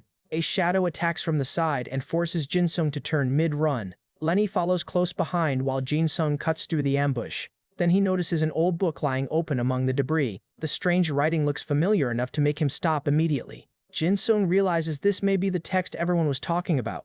A system marker identifies the book as a key object connected to the temple's history. He reaches for it while Lenny watches the corridor for enemies. Another noise makes Jin-sung jerk his head up before he can finish reading. Both of them freeze when footsteps approach from nearby. Jin-sung pulls Lenny into a hiding spot and covers her mouth to keep her quiet. Lenny glares at him from inches away, but she understands why he is doing it. The footsteps pass close enough that neither of them dares move. Lenny's face turns bright red when she realizes how tightly Jin-sung is holding her. He leans closer to whisper and accidentally makes the situation even more awkward. Lenny jerks back in shock while Jin-sung looks just as horrified by what almost happened. Someone outside the hiding place asks what the two of them are doing in there. For one painfully long second their faces are close enough that neither knows what to say. Jin-sung finally pulls away and pretends the entire moment never happened. Lenny closes her eyes and tries to calm down before she decides to hit him. Jin-sung snatches the important page from the floor and focuses on the mission instead. The text is labeled Chapter 1 of the Book of Genesis, making its importance impossible to ignore. Lenny watches him with lingering embarrassment while he starts reading. The pale-haired swordsman arrives and asks what Jin-sung found. A second document lies nearby, suggesting the temple's records were scattered intentionally. Jin-sung explains that the book contains stories he does not remember seeing in this exact form before. He wonders whether the real Arid contains history that the game never showed players. Lenny keeps one hand near her chest while trying very hard not to think about the hiding incident. The white-haired guild representative asks what Jin-sung actually discovered in the text. He begins summarizing the legend after finishing the first section of the Book of Genesis. A senior fighter admits he is not sure the game-like legends match the world they are seeing now. Lenny insists the corruption appearing around the temple cannot be coincidence. Far below, a mass of dark red energy pulses through the giant creature's body. Jin-sung calls Lenny's name when he senses another violent tremor. The entire district shakes as Behemoth reacts to something deep inside it. Jin-sung turns toward the source and realizes the creature itself may be suffering. A roar echoes through the temple complex and throws everyone off balance. The older fighters stop moving when they hear the sound coming from beneath them. Behemoth opens its enormous mouth and cries out in pain. The whole city on its back trembles under that agony. Jin-sung realizes the corruption is not merely infecting the cultists. It may be attacking Behemoth's mind directly. Deep inside the creature, a corrupted eye pulses as something continues forcing its will onto Behemoth. The corrupted eye inside Behemoth pulses one last time before its movement suddenly changes. Jin-sung feels the pressure disappear and looks around, confused by how abruptly the disturbance stopped. Someone reports that the earthquakes and violent movements have eased for the moment. Jin-sung leans close to Lenny and suggests they use the opening to get out before the trouble starts again. He tells the others he sensed something important right before Behemoth calmed down. Sharan gathers a sphere of water-like magic and checks the creature's condition from a distance. Her expression changes when she detects a familiar presence deeper inside Behemoth. Jin-sung rushes off with Lenny while the senior mages continue investigating. He admits the simplest explanation is that Lotus may finally have revealed himself. Far below the waves, Behemoth's enormous body drifts while the immediate violence subsides. Back at the guild, messengers hurry through the doors with the latest reports. Lenny nearly crashes into the entrance while trying to keep up with Jin-sung. Sharon confirms that Lotus is connected to the disturbance, although the exact cause is still unclear. Jin-sung covers his face because that means the apostle-related crisis has truly started. The guild discusses the corruption spreading through Behemoth and the danger it poses to everyone living on its back. A small blue creature darts across the floor while the adults continue arguing over what to do. Sharon explains that Behemoth cannot simply be moved or restrained while Lotus remains inside it. Jin-sung realizes defeating the apostle may be the only way to stabilize the giant creature. The answer leaves him silent because he knows exactly how dangerous that fight can become. For now, he steps outside and decides he needs to recover before charging into another impossible battle. Lenny reminds him that once the report is finished, they are supposed to return to the main group. Jin-sung calls after her and asks where she is going in such a hurry. Lenny stops in the middle of the street with both hands full of food. The market around them is crowded with stalls, giving the pair their first peaceful moment in days. Jin-sung jokes that Lenny seemed to vanish the second money and snacks appeared. The conversation returns to Lotus, and Jin-sung admits the creature's power felt far worse than the report suggested. Lenny asks why he bought ice cream in the middle of a serious discussion. Jin-sung shrugs and says it tastes good, which is apparently all the justification he needs. A cheerful shopkeeper invites them over and starts advertising everything on display. Lenny tries to act unimpressed while Jin-sung looks around the stall. The shopkeeper suddenly pulls out a wrapped item and presents it like a treasure. Jin-sung and Lenny both stare at the package in confusion. The woman tells them to come back in the evening if they want something special. Lenny immediately says they do not need anything and starts dragging Jin-sung away. He asks what the shopkeeper meant, but Lenny refuses to explain. Jin-sung suggests they stay in the market until evening anyway, since the guild still needs time. Lenny snaps around and tells him not to get the wrong idea. The shopkeeper quietly writes down a price list while watching the pair disappear. Elsewhere, adventurers gather near another entrance and discuss the next dangerous area opening that night. Jin-sung later returns to the market with Lenny and shows her a small purchase. The shopkeeper bursts into laughter when she realizes what he chose. Jin-sung tosses the prize toward Lenny with a dramatic flourish. It turns out to be a cute stuffed animal completely different from anything she expected him to buy. Lenny catches the plush against her chest and freezes. Jin-sung tries on another silly item from the stall and immediately regrets it. The market glows orange under the sunset as the group finally gets a few hours without combat. Lenny hugs the stuffed animal and admits a quiet thanks. A memory of the earlier battles crosses Jin-sung's mind and reminds him why he is trying so hard to keep her alive. He flinches at the thought of what happens to her if the original timeline continues unchanged. The plush sits safely in Lenny's arms while she waits for him to stop staring. Jin-sung turns back toward her and sees that she is still embarrassed by the gift. He asks whether she has ever thought about what she wants after all these battles end. Lenny looks at him with a softer expression than usual. Their hands meet for a moment, and neither of them immediately pulls away. Jin-sung jokes that she still has not answered whether she has someone special waiting for her. Lenny blushes again and accuses him of bringing up the wrong thing at the worst possible time. Jin-sung covers her mouth when her voice starts attracting attention from across the market. She breaks free and chases him down the street while he laughs and runs. The city finally settles into night after the brief peaceful evening. Jin-sung is still smiling when the quiet moment ends, and duty pulls them back toward the expedition. That night, another dungeon on Behemoth becomes active under the moonlight. A battered fighter reports that rumors of a weapon inside the area drew adventurers there. The expedition discovers piles of strange eggs clustered throughout the dungeon. One man stares at them and realizes nobody mentioned this part of the route. A huge egg bursts open and reveals a monster growing inside. Sharon and another adventurer recoil as the creature emerges from the nest. The newly hatched monster attacks immediately, proving the eggs are another threat the expedition must deal with. The Iron Wolf Knights regroup on Behemoth while their captain checks the latest reports from the search. One armored knight suddenly looks up after sensing that someone important has returned. A turquoise-haired mage descends toward the camp and immediately draws the soldiers' attention. The captain turns to her, still focused on finding the Apostle Lotus before the situation gets worse. Her arrival catches him off guard because she clearly came here for more than a routine inspection. The knight recognizes her authority and gives her room to speak. She asks about the adventurers operating around the jungle, and the captain answers with obvious irritation. The Iron Wolf Knights are already stretched thin, so every unexpected variable is becoming a problem. Elsewhere, Jin-sung is stopped by an armored fighter who does not trust a random adventurer wandering through restricted ground. The knight grabs him before he can simply walk away. Jin-sung's status identifies him as a level 28 adventurer with enough fame to prove he is not some ordinary rookie. That still does not stop the confrontation from turning physical. Purple energy twists around the exchange as Jin-sung reacts before the knight can lock him down. The armored man is forced to reassess him after feeling the difference in strength firsthand. Back at camp, the mage hears about Jinsung and realizes his name has already started circulating among the expedition. A strange image from the recent incident makes her wonder exactly what kind of adventurer they brought onto Behemoth. At the same time, Jinsung remembers the corrupted tendrils that have been appearing around the island. Those signs fit too closely with the disaster he knows is supposed to happen here. He also remembers the grotesque apostle waiting at the center of this entire mess. That means Lotus is no longer just a future boss from a game to him, because everyone around him can actually die. Jinsung finishes dealing with the interruption and turns back toward the expedition's real objective. A female adventurer asks whether his business with the priests is finally settled. He confirms it and starts moving with the group instead of wasting more time in camp. A tall warrior joins the conversation while everyone prepares to push deeper into Behemoth. Jinsung checks the people traveling with him and quietly measures how much the original timeline has already changed. The expedition heads out by ship toward the next section of the giant whale. The plan is simple on paper, but Lotus is hiding somewhere near Behemoth's heart, and the route there is crawling with enemies. To cover more ground, the force is split into separate teams instead of marching as one huge target. One team moves with the higher-ranked fighters while the other keeps the soldiers and support members together. Lenny remains with the military side of the operation, which gives Jinsung one more reason to keep track of where that team goes. The first monsters appear almost immediately once the groups enter the deeper jungle. Ranged fighters open fire while the front line tries to keep the creatures from breaking through. One enemy closes the gap far faster than expected and catches an adventurer off balance. Jinsung is forced into the fight before the formation completely collapses. The creature uses a burst of speed that makes even him notice how fast it is. He adjusts his timing instead of trying to win through a blind exchange.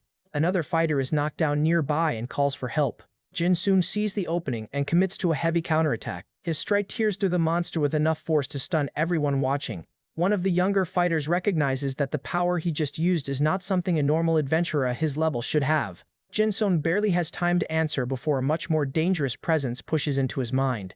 The voice inside his head calls his situation a completely separate kind of conflict from the battle around him. A huge eye opens in the darkness, and Jinsung realizes Lotus is already probing his thoughts. The apostle manifests before him through psychic pressure rather than a normal face-to-face encounter. The armored fighter beside Jinsung notices something is wrong, but there is nothing physical for him to attack yet.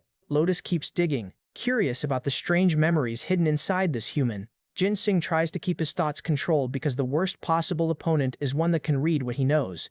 The apostle reveals itself clearly enough for Jinsung to confirm it. The eighth apostle, known as Gangling Lotus. He is shocked when Lotus pulls a name from his memories that should have nothing to do with this world. That proves the apostle is not just sensing emotions, it is actually rummaging through information from his previous life. Jinsung immediately remembers details he absolutely cannot let Lotus see. Lotus notices the resistance and becomes even more interested in him. Another invasive thought brushes against the truth about Jinsung's homeland and the world he came from. He realizes that thinking about his old life is basically handing the apostle ammunition. Lotus presses harder and starts questioning the impossible knowledge buried in his mind. Jinsung forces himself to focus on the fight rather than the memories Lotus wants. The apostle lashes out through the mental space when he refuses to cooperate. Jinsung's concentration nearly breaks as the psychic pressure twists around him. Lotus becomes openly curious about why this adventurer reacts like someone who already knows its identity. Jinsung answers with defiance instead of giving the monster a clean explanation. He locks onto the one thing he can control, the battle happening right now.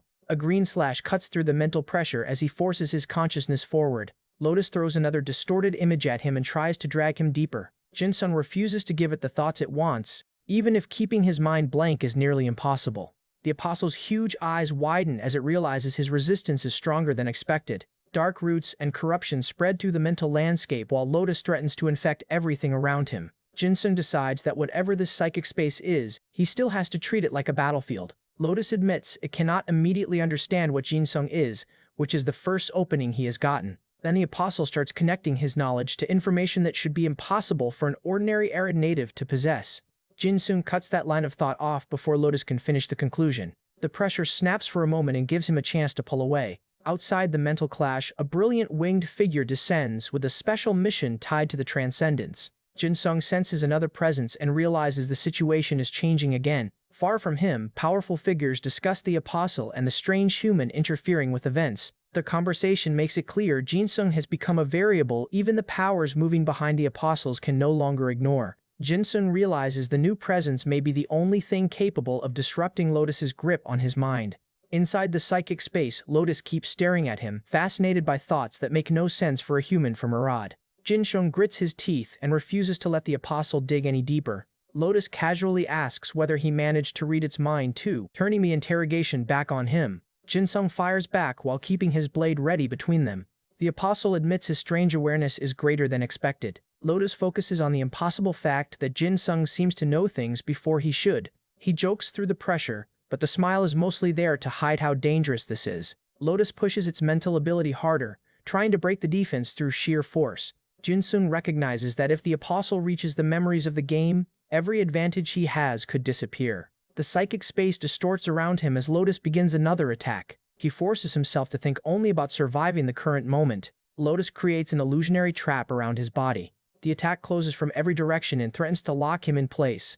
Jinseong is dragged deeper into the apostle's mental world. Lotus demands an explanation for the knowledge hidden inside his head. He refuses, which only makes the creature more aggressive. The apostle warns that he will not leave this place if he keeps resisting. Jinseong challenges it to try and prepares to break out by force. The psychic pressure surges again as the mental battle reaches its limit. Then the darkness suddenly gives way and Jinseong hears a familiar voice pulling him back. He wakes to find the turquoise-haired mage standing over him with the expedition gathered nearby. A blue gem flashes near his face, showing that someone used magic to disrupt Lotus's hold. Jinseong bolts upright, confused by how much time has passed. He demands to know where he is and why everyone is staring at him.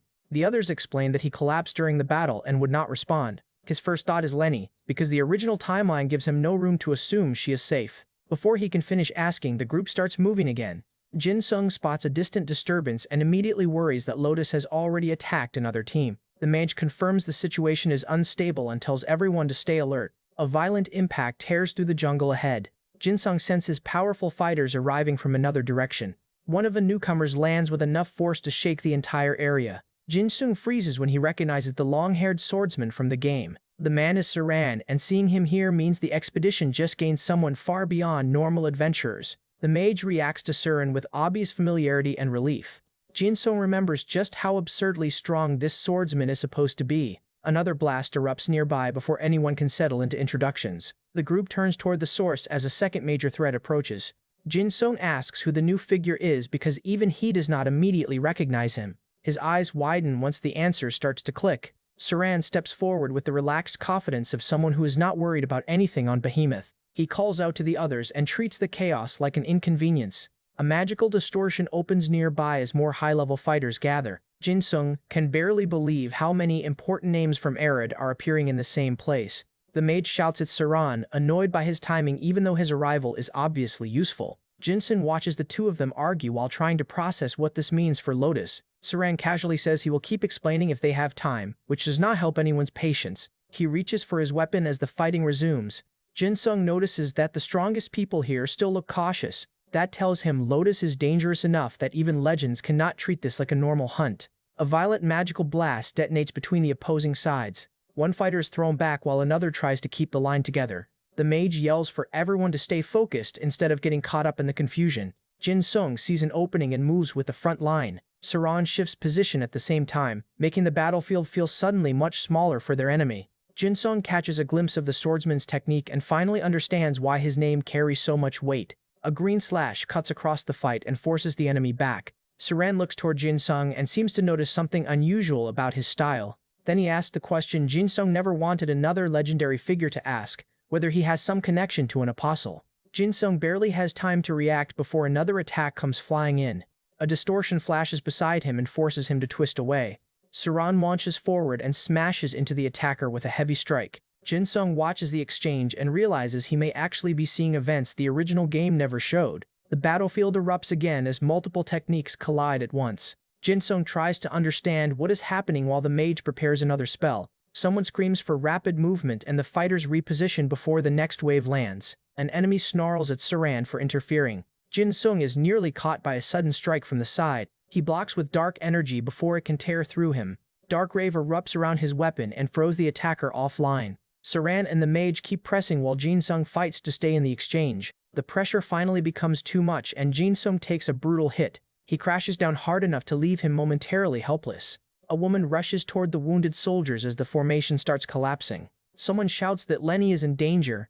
Jin Sung's expression changes instantly because that is the one death he came here determined to prevent. He forces himself back up and turns toward her position before anyone can stop him. Saran and the mage spot the collapsing line and rush toward the soldiers before the situation gets any worse. A winged monster streaks past them and heads straight for the wounded group. Jin Sung is knocked sideways as the battle around Lenny turns into complete chaos. Saran orders the mage to stay back while he takes the front. Several corrupted fanatics close in, forcing the nearby knights to defend themselves instead of reaching Lenny. Jin Sung pushes through the pain and tries to get back on his feet. One fanatic grabs at the group while shouting for everyone to get out of its way. The mage starts fighting them off, but there are too many bodies between Jin Sung and Lenny. He looks toward the wounded soldier and feels the old timeline closing around her again. Another corrupted enemy catches one of the adventurers at point-blank range. Lenny is left exposed in the center of the battlefield. Jin Sung realizes that simply defeating Lotus will not matter if he lets the exact death he remembers happen first. A brutal strike sends another body flying across the ruins. The mangas drain Noah's second fight while trying to protect the injured. Her eyes change under Lotus's influence and Jin Sung immediately notices something is wrong. His expression hardens because mind control means he can no longer trust who is actually fighting for them. Jin Sung intercepts an attack before it can reach the people behind him. The mage gathers a glowing spell in both hands even as the corruption continues spreading through the group. A huge blast tears across the battlefield and forces everyone apart. Lenny's eyes go wide as the attack races toward her position. The impact cuts through the ruined street and leaves nothing but debris in its wake. When the smoke clears, Lenny is lying bloodied on the ground. Bodies and shattered stone are scattered around her, making the scene look horrifyingly close to the death Jin Sung remembers. The remaining soldiers scream when they see how badly the formation has been broken. Jin Sung spots Lenny from a distance and starts moving before anyone can stop him. A blue crystal on the mage's gear flickers while the influence on her continues to change. Her eyes shift again, confirming Lotus is reaching directly through the people around them. She tries to fight the control, but her body is no longer fully obeying her. Jin Sung sees another wounded fighter collapse and realizes the apostle is turning the rescue force against itself. The corrupted mage stumbles forward while the others hesitate to attack one of their own. Jin Sung refuses to let that hesitation cost Lenny her life. He remembers the original story and the exact chain of events that was supposed to end with her death. That memory includes the fanatics, the apostles' interference, and a battlefield where nobody arrived in time. Now those same details are appearing right in front of him. Jin Sung clenches his fist because this is the moment he came here to change. The controlled fighters keep advancing while Lotus watches through them.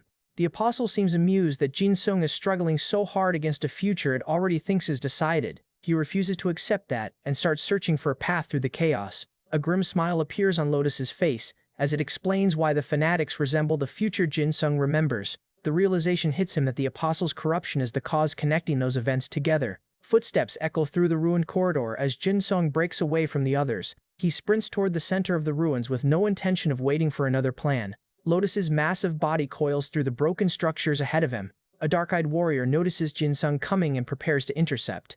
The center of the ruins is already overrun, leaving almost no clean route toward the apostle. Jin Sung cuts through the first tentacle before it can wrap around him. One of the surviving soldiers tries to warn him that charging alone is suicidal. Lotus sends multiple limbs crashing down to prove the point. Jin Sung dodges through the first wave and keeps closing the distance.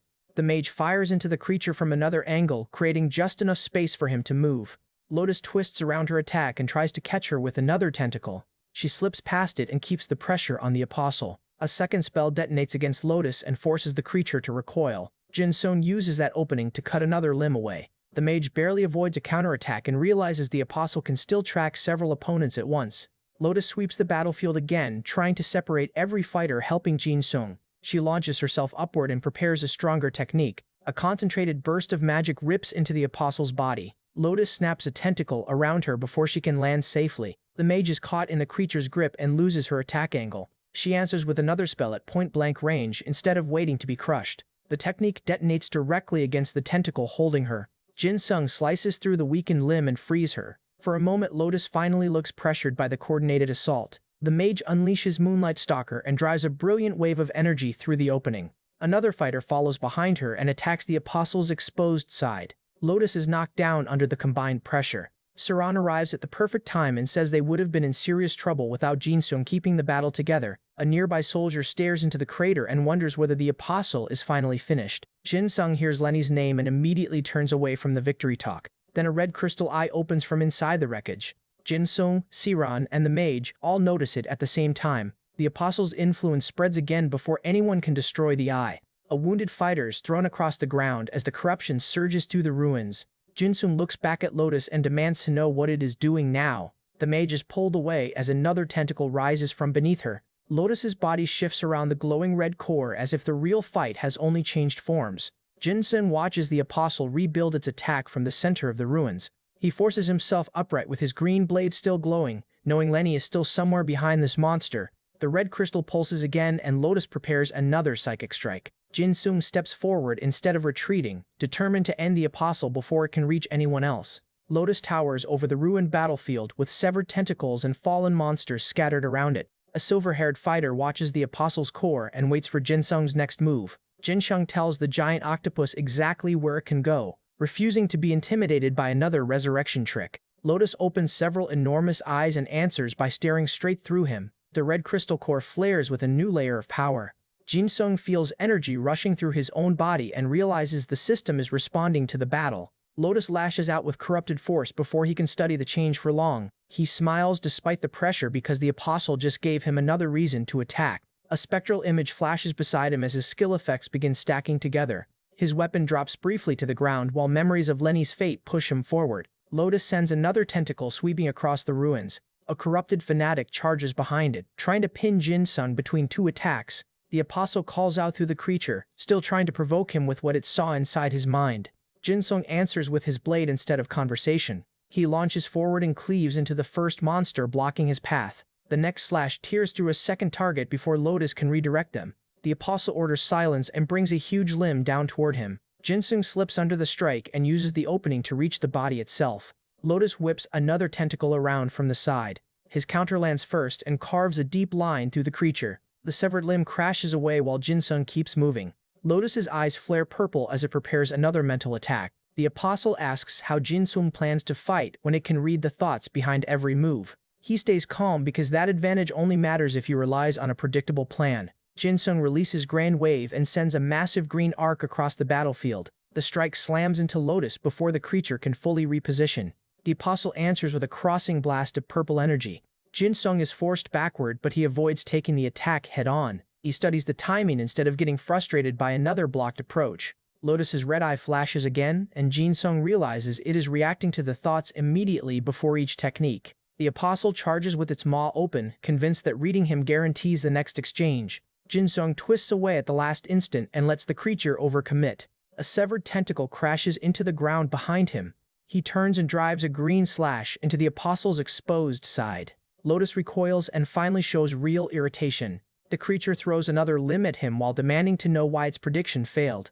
Jinsung keeps attacking from different angles instead of answering. A purple strike catches him across the body and proves he still cannot afford one mistake. Lotus announces another psychic technique and tries to seize control of the exchange again. Jinsung realizes the solution is not hiding his thoughts, but changing them faster than the apostle can exploit them. He pushes himself up and prepares to chain skills without a fixed order. Lotus attacks again, and Jinsung meets the strike at close range. A tentacle slams down as the apostle tries to crush him under raw force. Jinsung cuts through the impact line and keeps his momentum. He is thrown back for a moment, but refuses to give Lotus the distance it wants. The apostle laughs through the damage and assumes the human is running out of options. Jinsung checks the available techniques in his system and starts combining them in ways Lotus has never seen. The skill list gives him multiple sword routes, but he deliberately avoids repeating the same sequence twice. Lotus opens its maw and declares that it has already memorized all of his attacks. Jinsung takes another glancing hit while waiting for the exact moment the apostle commits to that assumption. The red eye tracks his body and Lotus confidently predicts the next slash. Jinsung changes the angle midway through the motion. The counterattack tears through a tentacle that should have blocked him. Lotus suddenly realizes the rhythm it learned is no longer reliable. Jinsung drives a second technique into the same opening before the apostle can adapt. The creature roars that it does not understand why its mind reading is failing. Jinsung reminds it that knowing a thought is useless when the fighter can change the decision immediately afterward. Lotus tries to recover by pulling every remaining limb around its body. He charges anyway and cuts straight through the defensive ring. The apostle's red core declares that Jinsung is finished, but the confidence comes a little too late. Jinsung slips past another sweeping tentacle and gets directly beside the eye. Lotus still believes it knows which technique he will use. He pauses for a fraction of a second and lets the apostle commit to the wrong defense. Then Jin-sung changes direction and drives his blade across the creature's body. A broken limb falls away as Lotus screams in disbelief. The apostle's eye narrows and tries one final time to read the next movement. Jin-sung answers with a violent roar and forces more power through his weapon. Lotus pulls its body upright and prepares a desperate counterattack. The two attacks collide at the center of the ruined chamber. Jin-sung is surrounded by dark energy as the system recognizes another chain sequence. For a second, he sees an unfamiliar effect and realizes the combination is producing something new. A system window confirms the change while the apostle is still trying to understand it. Lotus spits another purple blast at him before he can read every detail. Jin-sung cuts through the projectile and keeps closing in. The apostle raises its remaining tentacles for a last defense. He smashes through the first barrier with a green strike. Lotus's eye flares and tries to predict the follow-up one more time. Jin-sung deliberately breaks his own rhythm again. The apostle is caught completely off guard by the altered sequence. His blade drives into the opening with enough force to crack the glowing core. Lotus recoils and Jin-sung refuses to let the distance reopen. He remembers the people hurt because of this creature and puts everything into the finish. Dark energy wraps around him as he draws the final slash. Lotus's core spits out one last pulse of psychic power. Jin-sung grits his teeth and cuts straight through it. The apostle's red eye fractures under the impact. A massive burst of purple energy erupts from Lotus's body. Jin-sung follows with dark slash and tears through the collapsing core. The remaining corruption explodes outward and finally begins to dissipate. Light returns to the ruins as Jin-sung stands over the defeated apostle. He turns away and quietly says goodbye instead of wasting another word on Lotus. Then his attention snaps back to the person he fought this entire battle to save. Jin-sung calls Lenny's name and starts searching the wreckage for her. Rain falls over the ruined behemoth outpost after the battle with Lotus finally ends. The apostle's broken body lies among the wreckage, while the surviving fighters gather themselves. One of Lotus's eyes still twitches, proving the corruption has not disappeared cleanly. A knight steps through the rain and checks the battlefield for anything still moving. Someone asks whether Jin-sung is really fine with how the last part of the fight ended. He looks at a corrupted victim and understands that Lotus had reduced people to puppets. Jin-sung raises his weapon and ends the suffering before the puppet can attack anyone else. Blood splashes across the rain-soaked ground and the others fall silent. A surviving eye watches him from the corpse as if Lotus is still leaving something behind. The turquoise-haired mage admits she saw something strange while the apostle was inside Jin-sung's mind. Jin-sung immediately tenses because he cannot afford anyone learning the truth about where he came from. She looks toward the remains and decides whatever she sensed can wait until everyone is safe. The expedition returns to the military advance outpost with the wounded and the dead. The captain receives the casualty report while the rain continues falling over the camp. A soldier asks about the strange traces left behind after Lotus's defeat. Jin-sung remembers the corruption and wonders whether destroying the apostle actually removed every consequence. The survivors try to reorganize the camp while healers move between the injured. A younger soldier approaches the captain with another grim update. The captain listens without interrupting, already knowing the victory came at a brutal cost.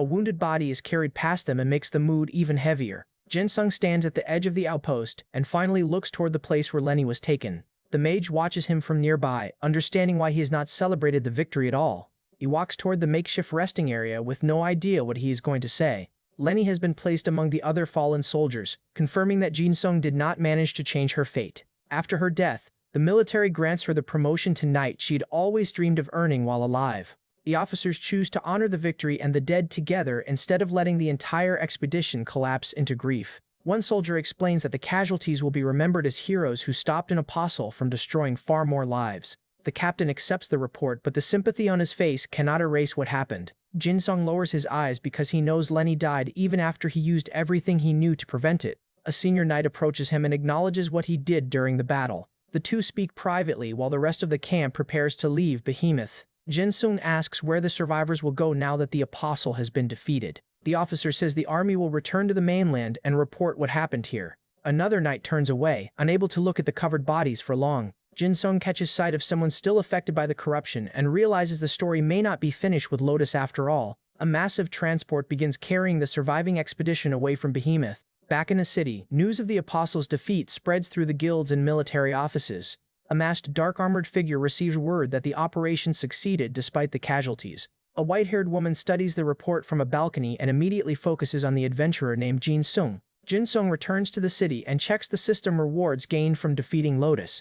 A woman taps him on the shoulder before he can finish reading the notifications. He turns and is immediately smacked for ignoring the people who had been worried about him. Jin-sung apologizes while the woman demands to know whether he ever thinks about anyone before running into danger. The system simultaneously updates several skill categories, making his attempt at a normal conversation even more awkward. A memory of Lotus flashes behind him as the others ask how close he came to dying on Behemoth. The white-haired woman asks whether he actually cares about what happened to the people around him. Jin-sung hesitates because Lenny's death is still sitting too heavily in his mind for an easy answer. Before he can explain, a magical book opens and pages begin flying around the room. The mage reveals a report connected to suspicious activity that was formally investigated by the Mage Guild. Jin-sung realizes the next problem has already been waiting for him while he was fighting Lotus. The group studies the document together and identifies another location tied to the spreading corruption. Sunlight breaks over the city as preparations begin for the next investigation. A clerk stamps the formal contract and confirms the job has been approved.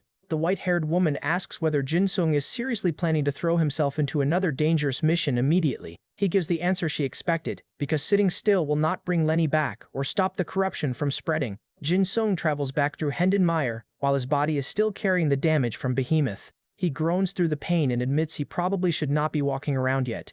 Sharan prepares medicine at her table and watches him with the patience of someone dealing with a terrible patient. Jin-sung eyes the bottle suspiciously even though he knows she is trying to help. Sharan lifts a potion and tells him he is drinking it whether he likes it or not.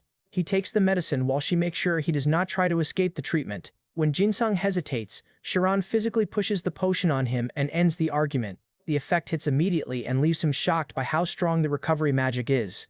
A magical surge runs through his body as the worst of the injuries begin fading. Jin-sung tests his arm and realizes the pain has dropped enough for him to move properly again. He returns outside and looks over the familiar forest, already thinking about training instead of resting. Jin-sung heads deeper into the woods to test what changed after the Lotus battle. A heavy sword swing cuts through the air with more power than he expected. The noise attracts a burly blacksmith who recognizes the adventurer almost immediately. Jin-sung laughs awkwardly when the man asks where he has been all this time. The blacksmith checks his condition and gives him the kind of greeting that feels more like being hit by a wall.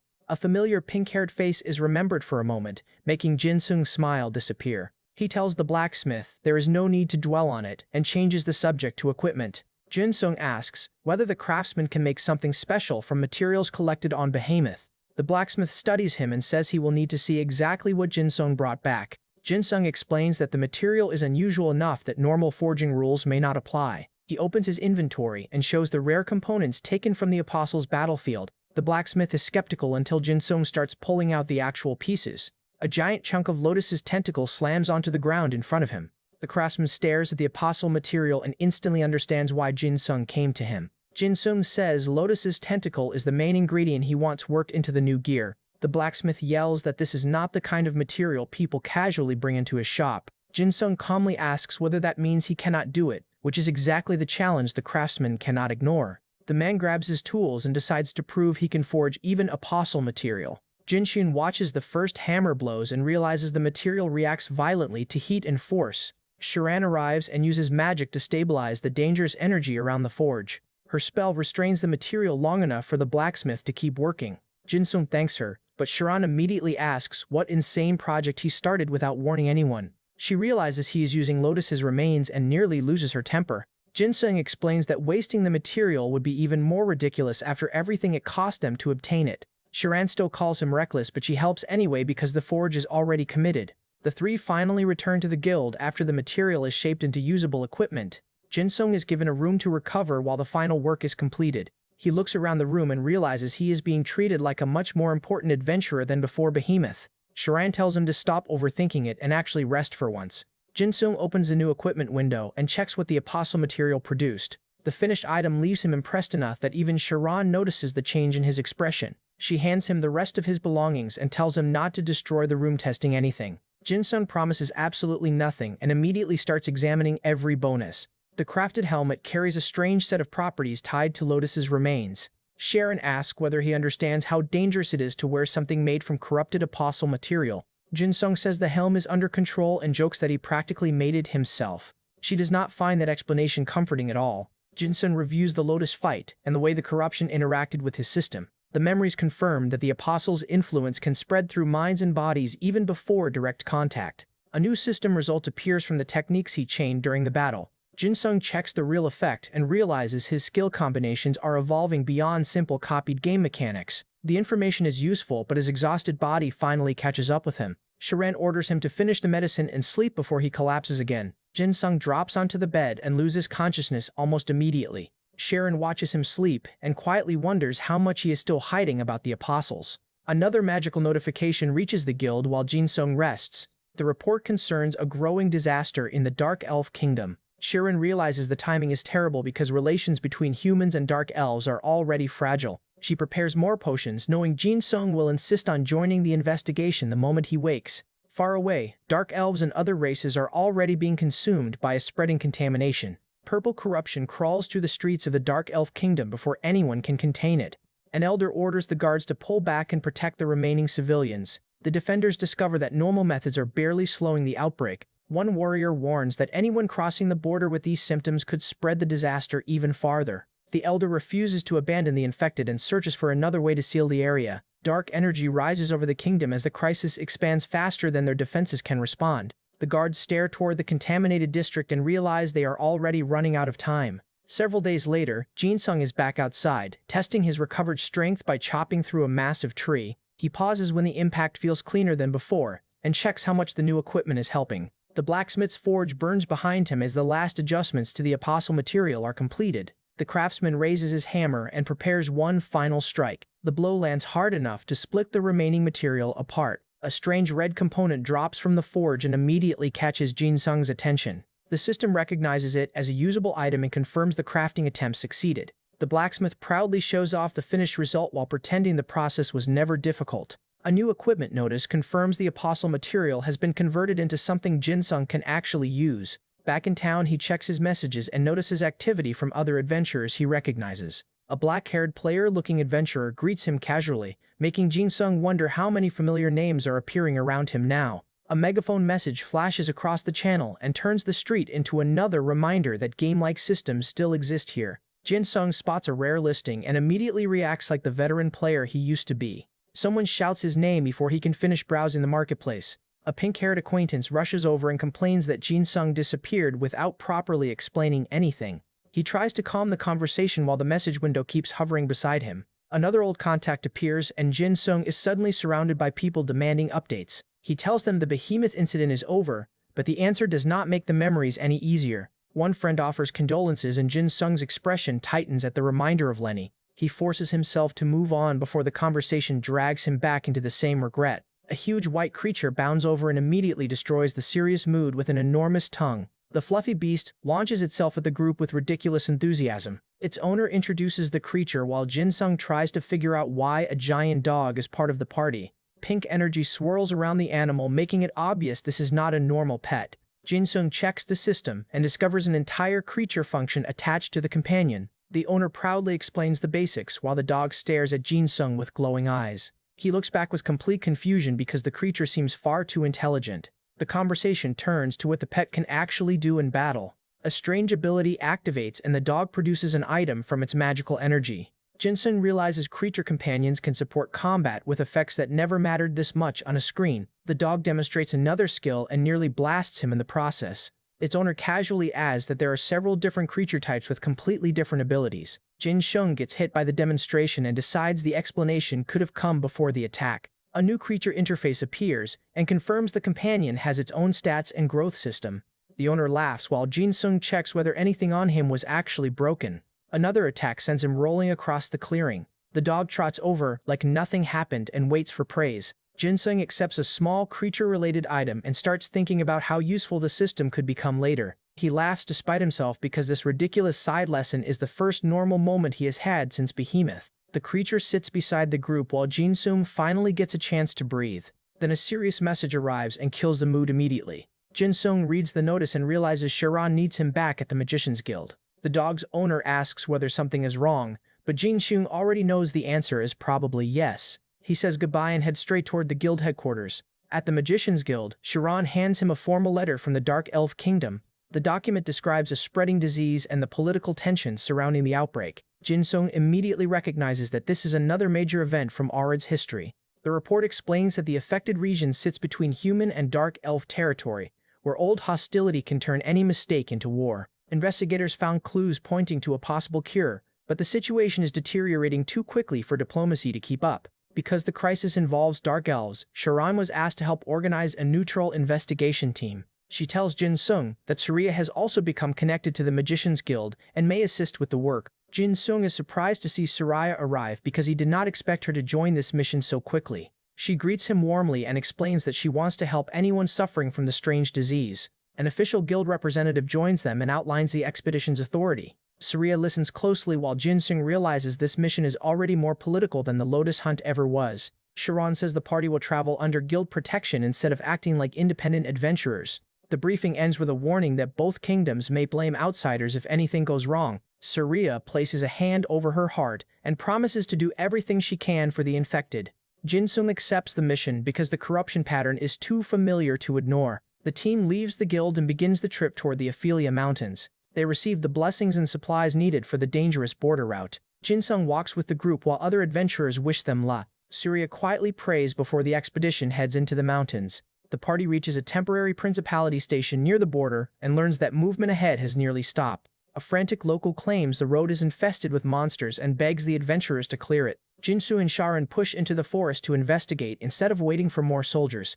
A corrupted creature charges from the darkness and confirms the outbreak is already affecting local wildlife. The first monster is killed quickly, but its body shows the same unnatural energy Jin Sung saw around Lotus. Sharon asks whether he recognizes the corruption, and Jin Sung admits the feeling is disturbingly familiar. They move deeper until the path opens toward a hidden stone structure. Another attacker leaps from the trees and tries to stop them from reaching it. Jin Sung cuts the creature down while Sharon prepares a spell behind him. The pair discovers signs that someone has been deliberately guiding monsters toward the border. Jin Sung's system map marks a nearby underground location connected to the disturbance. He recognizes the route as one leading toward Enro's catacombs and immediately knows this will not be a simple plague investigation. A sealed entrance appears beneath the ruins exactly where the map predicted. A powerful undead figure rises near the path and forces the party into another fight. Sharon's magic pins the creature while Jin Sung searches for the fastest way through. Their local guide suddenly starts talking as if entering this place is basically suicide. The warning hangs over the entrance while everyone waits to see whether Jin Sung will back down. Jin Sung answers with complete confidence that he already knows this dungeon inside and out. Green corruption drifts through the underground passage as Jin Sung's party enters the catacombs. A diseased beast attacks from the darkness and the front line meets it immediately. One monster crashes into a dark elf defender and tears through his guard. A white-haired dark elf cuts back before the creature can finish him. Jin Sung notices the same physical changes Lotus's corruption caused in earlier victims. Another attack rips across the floor and scatters the infected creatures. He slips beside the nearest monster and drives his blade into its opening. The creature is cut apart before it can turn on him. A system notice identifies the contaminated monster and confirms the infection is active here too. The surviving dark elf collapses while Jin Sung checks whether he can still be saved. The party looks over the bodies and realizes the plague is moving through both people and beasts. A report explains that two main groups are responsible for the crisis spreading through the Ophelia Mountains. Saria rushes toward an injured companion and tries to stop the bleeding. Jin Sung spots another disturbance farther inside and realizes the real boss room is close. A huge stone structure rises from the catacombs with dark energy leaking from beneath it. Footsteps echo from the other side telling them someone is already waiting ahead. Jin Sung checks the map and recognizes two dangerous targets tied to the route. A corrupted monster emerges from the darkness and announces itself with a roar. Gold and debris scattered across the floor suggest other adventurers already died trying to get through. Jin Sung warns the others not to touch anything until they know what is trapped. The group reaches the entrance leading deeper toward underfoot. A dark elf guard blocks the way and demands to know who they are. The party shows its credentials, but the guard still treats the humans as possible enemies. An older warrior explains that the border has been sealed since the plague began. Jin Sung sees how close the dark elves are to open war with the principality. A dark elf swordswoman lowers her weapon slightly and asks why they came this far. The group explains they are investigating the disease rather than trying to cross the kingdom by force. A senior dark elf finally steps forward and gives his name as Lungal. Lungal studies Jin Sung and decides to hear the outsiders before attacking them. He explains the history behind the route and the ancient dangers buried beneath the kingdom. Another important dark elf arrives and is introduced as Maya, someone with authority over the group. Maya questions why humans are interfering in a crisis the dark elves consider their own. Lungal asks her to listen because the same corruption is already crossing every border. The argument is interrupted by a violent roar from deeper inside the catacombs. Jinsheng recognizes the sign and realizes the sealed monster is waking up. The ground shakes as the creature begins breaking free. Maya orders everyone into position instead of continuing the political argument. A wave of undead monsters pours from the passage and attacks both sides at once.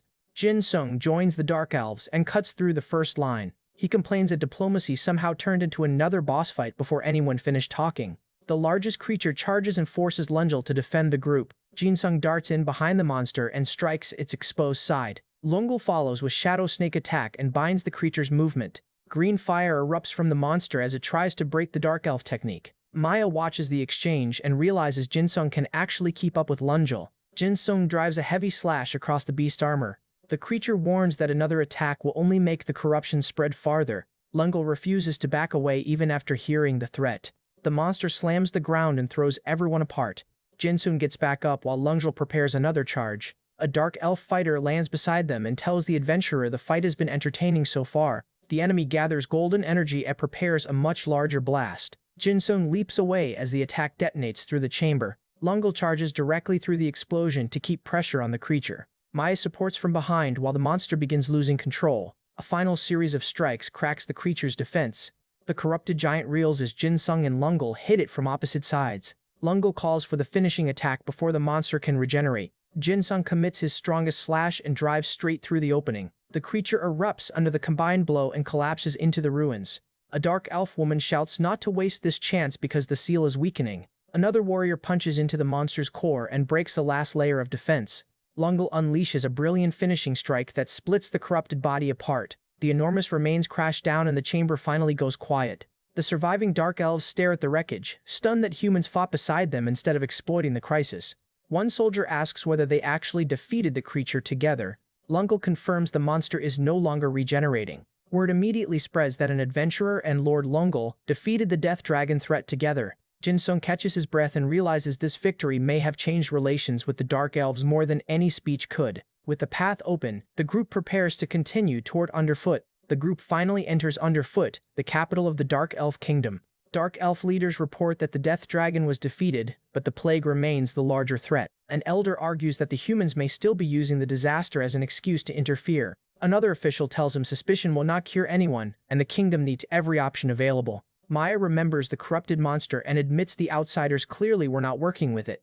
A vial of infected blood is presented as evidence from the catacombs. Maya studies the sample in silence, recognizing the same contamination spreading through her people. Lungle reminds the council that doing nothing will only increase the dead. Jinsheng listens while the Dark Elves argue over whether humans can be trusted after centuries of conflict. Someone mentions the strange disease began after an unusual change in the underground air. Jinsheng immediately thinks about apostle influence and the corruption patterns he has already seen. The council reveals that the sixth apostle Delazy of the plague is connected to this kind of contamination. That name confirms Jinsheng's suspicion that another apostle is involved. He remembers the chain of events that should eventually lead from this crisis toward Norfera. The Dark Elves explain that ancient political grievances with humans and dwarves make cooperation nearly impossible. Jinsheng realizes the real enemy can exploit that hatred without ever appearing in person. A dying victim is brought in from the infected district and the room falls silent. The group is told the next route leads through a dungeon controlled by hostile dwarves. Jinsheng accepts the mission because the cure clues point in the same direction. They leave Underfoot and enter the underground settlement where the dwarves have taken control. A dwarf attacks immediately, proving negotiations are not happening today. Jinsheng dodges the first hammer and notices the creatures are protecting piles of ore and gold. The locals explain the dwarves became increasingly aggressive after the plague began. He wonders whether they are infected too or simply taking advantage of the chaos. Jinsheng uses rapid move to slip past another heavy strike. A tiny companion named Taco complains while trying to keep up with him. The mascot squeaks in outrage when Jinsheng treats it like portable luggage. He pauses because the ridiculous argument is somehow happening in the middle of a lethal dungeon. A golden enemy appears and immediately changes the mood. The dwarf's body glows with a strange mineral effect that makes normal attacks bounce off. Jinsheng notices the mine itself is saturated with the same valuable material. He uses the system inventory and realizes he can actually collect the ore while fighting. A unique item called gold hidden by the dwarves drops into his inventory. Jinsheng's eyes light up, and Taco realizes this dungeon has just become a money-making operation. The pair starts grabbing every valuable drop they can reach. Jinsheng laughs while the inventory fills with gold and rare crafting materials. Taco celebrates because they are suddenly rich by dungeon standards. Another pile of treasure bursts open under the fighting. Jinsung cannot believe how much the dwarves were hoarding down here. A new enemy interrupts the celebration before they can collect everything. Jinsung blocks a heavy strike and is forced back through the gold. A white-haired dark elf slices into the enemy from the side and saves him from being surrounded. The newcomer introduces herself through action first, clearing a path with brutal efficiency. Jinsung realizes she is another high-level fighter connected to the Dark Elf expedition. She tells him the mine is only one route and the real target lies deeper underground. The group follows a different path while Tako struggles under a ridiculous amount of treasure. Jinsung triggers a hidden mechanism and the floor erupts beneath them. He dives away as coins and debris explode across the tunnel. Tako is buried under the treasure pile and screams louder about the money than the danger. A dark shadow moves through the tunnel beyond them. Corrupted beasts begin emerging from the lower passage. Jinsung realizes the plague has reached this dungeon too. The party follows the monsters toward the source instead of retreating with the loot. A blue portal-like core appears in the darkness and pulses with contaminated energy. Jinsung confronts another infected guardian near the source. The creature asks who would trust a human carrying so much suspicious power. Jinsung ignores the accusation and focuses on the corrupted core behind it. A monstrous figure promises to plant the plague even deeper if they interfere. Jinsung tightens his grip because the disease is clearly being spread deliberately, not naturally. Purple corruption spreads through the streets ahead as Jinsung's group follows the trail north. A white-haired woman in sunglasses studies the contamination and immediately recognizes that it is still active. She says the vision ahead is destructive enough to wipe out everything caught inside it. Dark tendrils move through the ruined district and confirm the Apostle's influence has reached the surface. The group stops at the edge of the corruption instead of walking blindly into it. Back and underfoot, Dark Elf officials identify the power as something connected to Delizy. One senior figure explains that the Plague Apostle's presence can poison an entire region without direct contact. A quiet woman listens and begins planning how to contain the damage. The Dark Elves decide they cannot solve this alone, and reluctantly agree to work with the human adventurers. Their agreement is formalized even though neither side fully trusts the other yet. The next lead points away from underfoot toward Delizy's suspected location in the northern region. Jinsung leaves the Dark Elf Kingdom and reaches North Mire, where a green barrier surrounds an already devastated city. A mutant attacks the barrier and proves the contamination has changed the local monsters too. The creature slams into the magical defense and starts forcing its way through. A young green-haired mage shouts for the defenders to stop the mutants before the barrier collapses. Another beast tears into the shield while civilians run behind her. The girl pours more power into the barrier even though she is clearly reaching her limit. Jinsung sees the line breaking and rushes into the fight instead of waiting for an introduction. He cuts down the first mutant and gives the defenders room to breathe. A beam of light falls over the wounded area as the barrier stabilizes for a moment. Jinsung looks toward the ruined city and realizes the corruption is far worse than the reports suggested. The green-haired mage watches infected creatures clawing at the shield and demands to know what is happening. She admits she does not know how long the barrier can hold if the attacks continue at this pace. Jinsung tells her to focus on protecting the civilians while he clears the monsters outside. He jumps through the opening and lands on the contaminated side of the barrier. A mutant immediately charges him from the trees. The green-haired mage watches closely, unsure whether this stranger is another threat. Jinsung tears through the creature with a clean slash and proves which side he is on. Another monster drops from above and tries to catch him from behind. He turns and sends the beast crashing into the ground. Jinsung checks the corpse and recognizes another distorted mutation caused by the plague. The girl asks what he knows about the monsters and why he seems so calm around them. A map shows the route deeper into Northmire and the teleportation point nearest the contaminated zone. Jinsung explains that the source they are hunting is connected to Delizy. The green-haired mage reacts sharply to the apostle's name. She reveals herself as Michelle and says she has been protecting people here since the mutations began. Jinsung asks whether she has seen anyone unusual moving through the restricted area. Michelle studies him for a moment and decides he is telling the truth. She offers to guide him as long as he helps keep the mutants away from the civilians. Jinsung agrees because a local guide with psychic abilities is exactly the kind of help he needs. Michelle demonstrates her power by lifting a mutant directly off the ground. The creature is slammed down before it can reach Jinsung. He looks impressed, but Michelle warns him not to treat her like some helpless support mage. Purple corruption suddenly erupts nearby and forces both of them to move. Jinsung pulls Michelle away from the blast before it reaches her. She snaps at him for grabbing her, then immediately realizes he just saved her from the contamination. Jinsung tells her there is no time to argue because another wave is coming. A green psychic blast clears several mutants from the street at once. Michelle follows with a second attack and tears a path through the swarm. Jinsung watches her technique and realizes she can control the battlefield far better than he expected. She explains that years of surviving here forced her to master these powers quickly. Jinsung says that makes two stubborn people refusing to leave a terrible place. Another group of infected monsters rushes them before Michelle can answer. She unleashes a wide telekinetic strike and sends the entire line backward. A white-haired woman with sunglasses arrives at the edge of the battlefield and watches the exchange. Jinsung notices the newcomer and recognizes her from the earlier investigation. Michelle tells the strangers to leave if they are only here to interfere with the rescue effort. The woman answers that the corruption itself is the reason they came. Jinsung asks everyone to stop fighting each other long enough to deal with the actual problem. Michelle reluctantly lowers her guard after seeing the humans protect the civilians. The group agrees to cooperate and starts tracking the corruption deeper into North Mirror. Another explosion echoes from the city and reminds them the barrier is still under pressure. A hidden enemy watches the group from the shadows while they prepare to move. A piece of debris is thrown toward the defenders and Michelle turns to intercept it. The white-haired woman cuts the projectile apart before it reaches the barrier. Jinsung realizes the next step is finding the exact place where Delazy's influence first appeared. The group heads toward the deeper ruins of North Mire, where the corruption is thickest. Purple corruption surrounds the party as they move deeper into North Mire under Michelle's psychic shield. Azalea joins the group and reacts to how violently the plague energy is moving around them. Michelle warns everyone not to forget the barrier even for a second because the contamination can attack directly. Jinsung stays close behind as they cross the damaged streets. A guide pulls him forward while complaining that the adventurers are moving too slowly. Azalea checks her device and confirms the reading is getting stronger. A hidden plan involving the apostles is revealed, with forces trying to guide adventurers into killing them one by one. Jinsung remembers the Grim Seekers and realizes other factions are already manipulating the same history he knows. Azalea asks why he keeps reacting to information before anyone finishes explaining it. He dodges the question and asks her to focus on the trail to Delazy. Michelle senses a powerful distortion ahead and warns that the apostles' presence is close. Jinsung jokes that getting help from named NPCs makes the mission feel unfairly convenient. A massive corrupted creature rises from the ruins and blocks their route. The party stops because this monster is clearly guarding something deeper inside. Azalea says they need to protect Delazy long enough to understand what the surrounding factions are planning. Jinsung asks how she knows so much about the apostles' movements. Her expression makes it clear there are details she does not want to explain yet. Jinsung accepts the answer for now because the monster in front of them is already attacking. Azalea fires the first shot and tells everyone to move.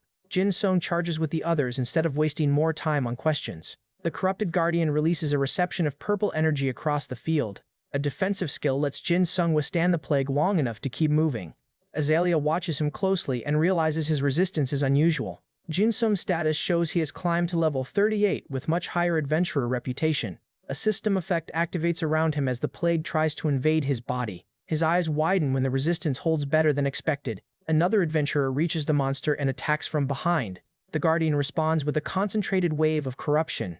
Jinsung identifies it as another manifestation of Delazy's plague and tells everyone to avoid direct contact. Michelle uses psychic force to push the attack away from the group. The monster raises a massive claw and prepares to crush the nearest fighter. Jinsung slips inside the swing and cuts across its arm. Azalea attacks from the opposite side while the creature turns toward him. A purple projectile tears into the guardian's body and staggers it. The monster roars that it will spread the plague across the entire world. Jinsung answers with another strike and tells it to get lost. Azalea is nearly caught by a follow-up attack and falls to the ground. Jinsung rushes between her and the monster before the next blow lands. The creature slams him hard enough to knock items from his inventory. Jinsung grabs his weapon and refuses to let the lost gear distract him. The guardian expands its corrupted body and prepares an attack covering the entire area. Michelle throws up another psychic defense while the others scatter. Jinsung is hit and the impact drives him into the ground. A strange eye opens inside the darkness and he briefly sees another distorted vision. The world around him shatters like glass as the plague invades his consciousness. A mysterious woman appears inside the vision and speaks to him directly. Jinsung wakes disoriented with fragments of unfamiliar memories still in his head. A blonde ally helps him up before the guardian can finish the job. Jinsung coughs blood but immediately asks what happened while he was unconscious. Michelle keeps the monsters back as Azalea says Delazy is no longer at the location they expected. Jinsung freezes because the entire mission was based on finding the apostle here. The white-haired woman in sunglasses studies the corruption and confirms the source is moved. She says the plague remaining here is only residue left behind by Delazy. Jinsung asks what they are supposed to chase if the apostle can relocate without warning.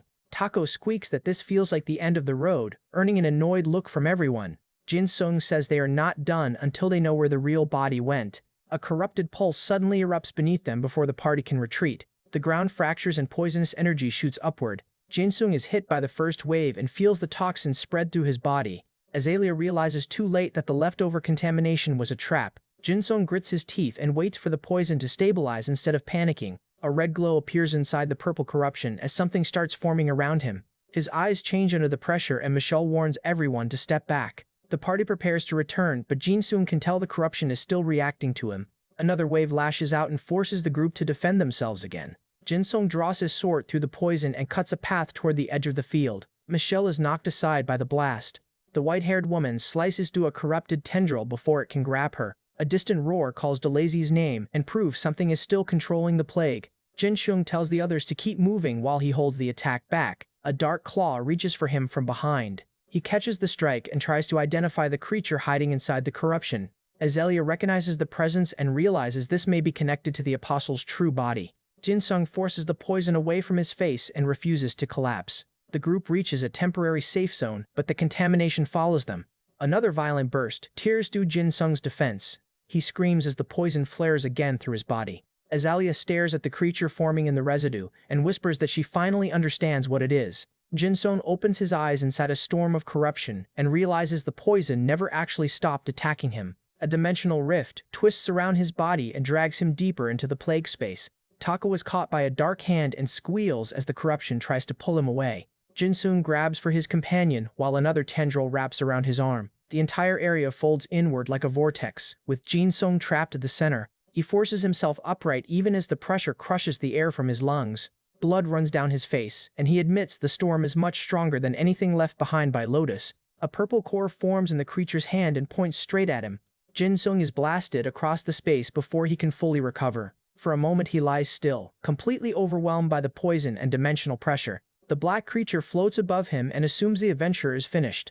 A white-haired woman suddenly appears on a platform of glowing geometric tiles. She raises a hand and reconstructs part of the space around Jinsung with precise magical control. A red crystalline barrier forms and blocks the next attack. The plague creature turns toward the newcomer instead of Jinsung. The woman launches her own technique and forces the darkness away from him. A huge sphere of light expands through the dimension.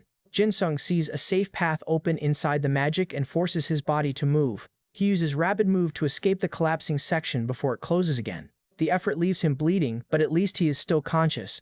A pillar of purple energy erupts where he was standing a second earlier. The white-haired woman cuts through another plague attack with blue magic. She complains that people are still conducting dangerous experiments with powers they do not understand. Jinsung asks who she is, because someone this strong should not be an unknown adventurer. He tries to stand and immediately realizes the poison is still tearing through his body. The woman intercepts another attack while telling him to survive first and ask questions later. A system notification suddenly appears in front of Jinsung and announces that his first awakening conditions have been met. The message explains that reaching the proper level and completing the required ordeal unlocks the awakening path. Jinsung stares at the window because this is the worst possible time for the system to give him a career milestone. The woman tells him to stop staring into space and use whatever power just awakened. The plague creature attacks again while Jinsung checks the new skill information. He realizes the awakening changes far more than one technique and opens an entirely new level of combat. The black monster lunges at him before he can finish reading. Jinsung blocks at the last moment and feels the new power respond. A red aura erupts around him as the dimensional pressure begins bending in the opposite direction. The creature hesitates for the first time, sensing that its target is suddenly different. Jinsung raises his weapon and lets the newly awakened power flow through it. Dark energy spreads across the floor in a pattern even he does not fully recognize. The plague beast attacks anyway, convinced the human is still too injured to fight. Jinsung smiles through the blood because that assumption is about to become expensive. Black tendrils coil around his body as he triggers the first new technique. The ground tears apart under the force of the skill. A corrupted monster is caught and crushed before it can reach him. Jinsung finally understands how much stronger an awakened swordsman feels compared with his old state. He charges directly into the next attack instead of retreating. The creature prepares to overwhelm him with a mass of claws and plague energy. Jinsung breaks through the first layer with a blue slash. The impact throws debris across the dimensional floor. A red symbol burns inside the corruption, and Jinsung realizes the enemy is still connected to a larger source. The monster opens his mouth and fires another beam at close range. Jinsung answers with Dark Rave and tears through the blast. The creature catches him with a hidden strike and demands to know what kind of human he is. Jinsung twists free and counters before the claw can close around his throat. A dark explosion detonates between them and sends both fighters apart. The The monster lunges again while Jin-sung gathers energy for Grand Wave. A massive purple-black slash erupts across the field. The enemy is forced backward but refuses to go down. The white-haired woman watches from the side and notes that Jin-sung is adapting to awakening absurdly quickly. He dodges another cluster of plague projectiles and searches for the real core. The creature surrounds itself with floating weapons and corrupted fragments. Jin-sung breaks through one projectile and narrowly avoids the next. A heavy blow catches his shoulder and sends him skidding across the floor. The enemy attacks again before he can fully stand. Jin-sung takes the hit, grabs the opening, and slams his blade into the creature's side. The monster responds with Dark Ball and fires a compressed sphere straight at him. Jin-sung roars and cuts through the projectile before it can explode on his body. The creature immediately follows with Dark Crasher and dives from above. Jin-sung is driven into the ground under the impact. Blood fills his mouth, but he still refuses to let go of the weapon. He tells himself he will not be killed here after surviving everything that brought him this far. Jin-sung forces himself up and strikes the monster from underneath. The counter sends the plague creature crashing into the broken platform. It laughs and says defeating it would have been easier if Jin-sung had simply died earlier. Another corrupted wave erupts around him and attacks from every direction. Jin-sung blocks the first strike, but the second tears across his body. The monster grabs him again and tries to crush his ribs. Jin-sung drives his blade into the arm holding him and forces it to release. A red wound opens across the creature's chest and finally exposes something vulnerable. The white-haired woman watches closely, waiting to see whether Jin-sung can finish it himself. The creature asks why he keeps fighting when the plague can make him experience endless suffering. Jin-sung lies bleeding on the ground and answers that nobody said he planned to lose. The monster leans closer and tells him to experience the true terror for himself. Jin-sung looks up with a furious smile instead of giving it the fear it wants. The creature says everything happening here is because of people like him interfering with forces beyond them. Its jaws open and a red eye burns inside the darkness. The white-haired woman moves behind the monster as the corrupted dimension begins collapsing. Jin-sung recognizes the opening and screams at the creature to stop right there. He forces every remaining bit of strength into his awakened power. The monster turns just as Jin-sung launches the finishing attack. His blade tears through the corruption and he shouts that this nightmare ends with him. A massive purple sphere forms above the battlefield as the hidden plague creature finally reveals its full power. Jin-sung shouts the lazy's name, convinced the apostle is behind the thing attacking him. The black beast recoils from the accusation and raises another claw. It stares at Jin-sung as if surprised a human could recognize the power so quickly. Jin-sung tells the creature it cannot escape now that he has found the source. A corrupted limb slams into him and drives him across the ruined floor. He catches the next strike on his blade and refuses to give the monster room to flee. The creature tears away a chunk of stone and hurls it aside in frustration. Jin-sung ducks under another claw and closes the distance. His counterattack cuts across the beast's body and forces it back. The monster raises one huge hand and prepares to crush him from above. Jin-sung slips beside the fingers and keeps attacking the exposed arm. A heavy strike catches him in the ribs and sends him coughing blood. The creature asks what kind of person keeps fighting after being injured this badly. Jin-sung tells it not to get in his way, because he still has somewhere he intends to return to. The black beast pauses when it hears the word home. Jin-sung looks toward the ruined world around them and remembers the life he was ripped away from. He says his goal has never changed, no matter how many apostles stand between him and that promise. The creature attacks again as if trying to crush the conviction out of him. Jin-sung smiles and says he is willing to gamble his life on getting back home. A claw rips across his body while the monster asks whether he truly understands the price of that choice. The creature's jaws open and purple energy builds between its teeth. Jin-sung steadies himself instead of answering immediately. The monster says a human could never understand the world of beings like the apostles. Jin-sung blocks another strike and insists that understanding is not required for him to keep moving. The creature towers over him and asks whether he thinks defeating it will somehow send him home. Jin-sung says if that is what it takes, then yes, he will keep fighting until the path opens. The monster's expression shifts when it realizes he is completely serious.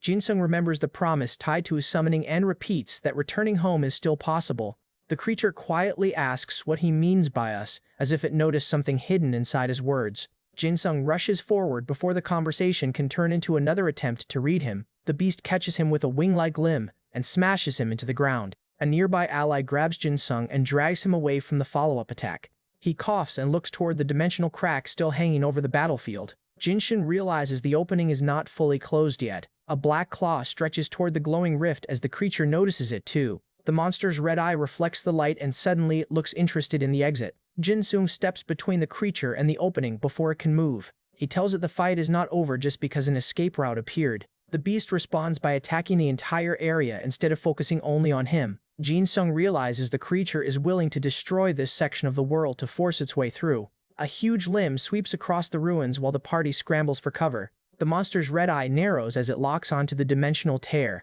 Jin-sung is caught by another strike and nearly loses his weapon. He forces himself back up and tells the beast he can still fight. The creature raises its body and prepares a charge straight toward the rift. Jin-sung grabs the opening and drives his blade into the monster's side. Purple energy bursts around his arm as he shouts for the real fight to continue. The dimensional surface fractures under the force of their clash. The beast turns on him and roars Delazy's name through the corrupted air. Jin-sung refuses to let the creature disappear, while the source of the plague remains unresolved. The monster snaps its jaws and tries to crush him at point-blank range. Jin-sung slips free and attacks again, calling the creature stupid for thinking he would back down now. A massive purple explosion tears through the battlefield and destroys more of the rift around them. Jin-sung's eyes widen when the creature survives the blast and keeps moving. The black beast grabs him and drags him through the corrupted ground. It warns him not to interfere with what is coming next. Jin-sung answers that worrying can wait until after he wins. The creature suddenly invites him to prove the confidence with his sword. Jin-sung looks at the rift and tells the monster to show him what it is really hiding. A dark tendril wraps around his arm while the creature hesitates for the first time. Jin-sung taunts it for acting nervous after all the threats it has made. He reminds the beast that he already gave his word and does not plan to break it. The monster's red eye flares as it unleashes another wave of corruption. Jin-sung is swallowed by a black vortex, but keeps his grip on the sword. The creature asks whether this was his plan from the beginning. Purple energy twists into a giant spiral around the battlefield. Jin-sung says the only plan that matters is surviving long enough to finish the fight. The monster pulls everything inward and tries to crush him inside the vortex. Jin-sung braces against the pressure and forces his awakened power outward. A bright orange strike detonates against the black mass. He punches through the corruption and drives straight toward the creature's core. The beast is thrown upward as the attack finally breaks its balance. Jin-sung collapses for a second, laughing because the monster is no longer untouchable. He launches himself forward again before it can recover. The creature's eyes glow red in the darkness while it waits for him to approach. Jin-sung raises his weapon and commits to one more exchange. The battlefield shakes as the two powers collide again. Jin-sung forces the creature backward and refuses to let the dimensional rift become its escape. The monster watches him with burning eyes, realizing the human is still coming despite everything. Back on the west coast, Jin-sung returns to the Magician's Guild with more questions than answers. He heads straight for Sharon's room instead of wasting time anywhere else. Sharon is already working with a dense spell when he arrives. One look at her expression tells him she has found something serious. Still battered from the last fight, Jin-sung asks whether she has any recovery potions left. Tako squeaks beside him while Sharon tells him to stop pretending those injuries are minor. Night settles over the guild while the investigation continues behind closed doors. Jin-sung finally sits down as Sharon begins explaining what she discovered. The first detail snaps his attention back immediately. He realizes the problem is bigger than the wounds he brought home.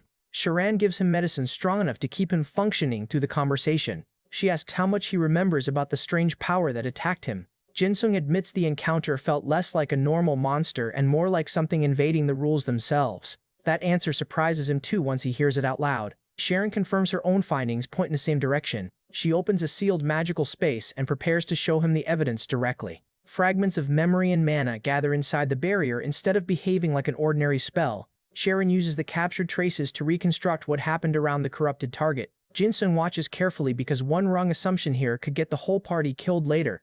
The reconstruction makes his uneasiness worse rather than better. The dark elf woman's eye hardens as the memory reaches the moment the corruption began spreading. A black mass erupts through the reconstructed scene, showing an ability built to spread pestilence without restraint. Sharon explains that the victim was still trying to defend herself while the contamination kept growing. The magical replay closes around the scene so none of the dangerous energy can escape. Jin-sung recognizes the same filthy pressure that clung to the monsters he fought before. The corruption keeps twisting inside the barrier as if it is still searching for something living. When the energy lashes out, Sharon forces it back before it can reach him.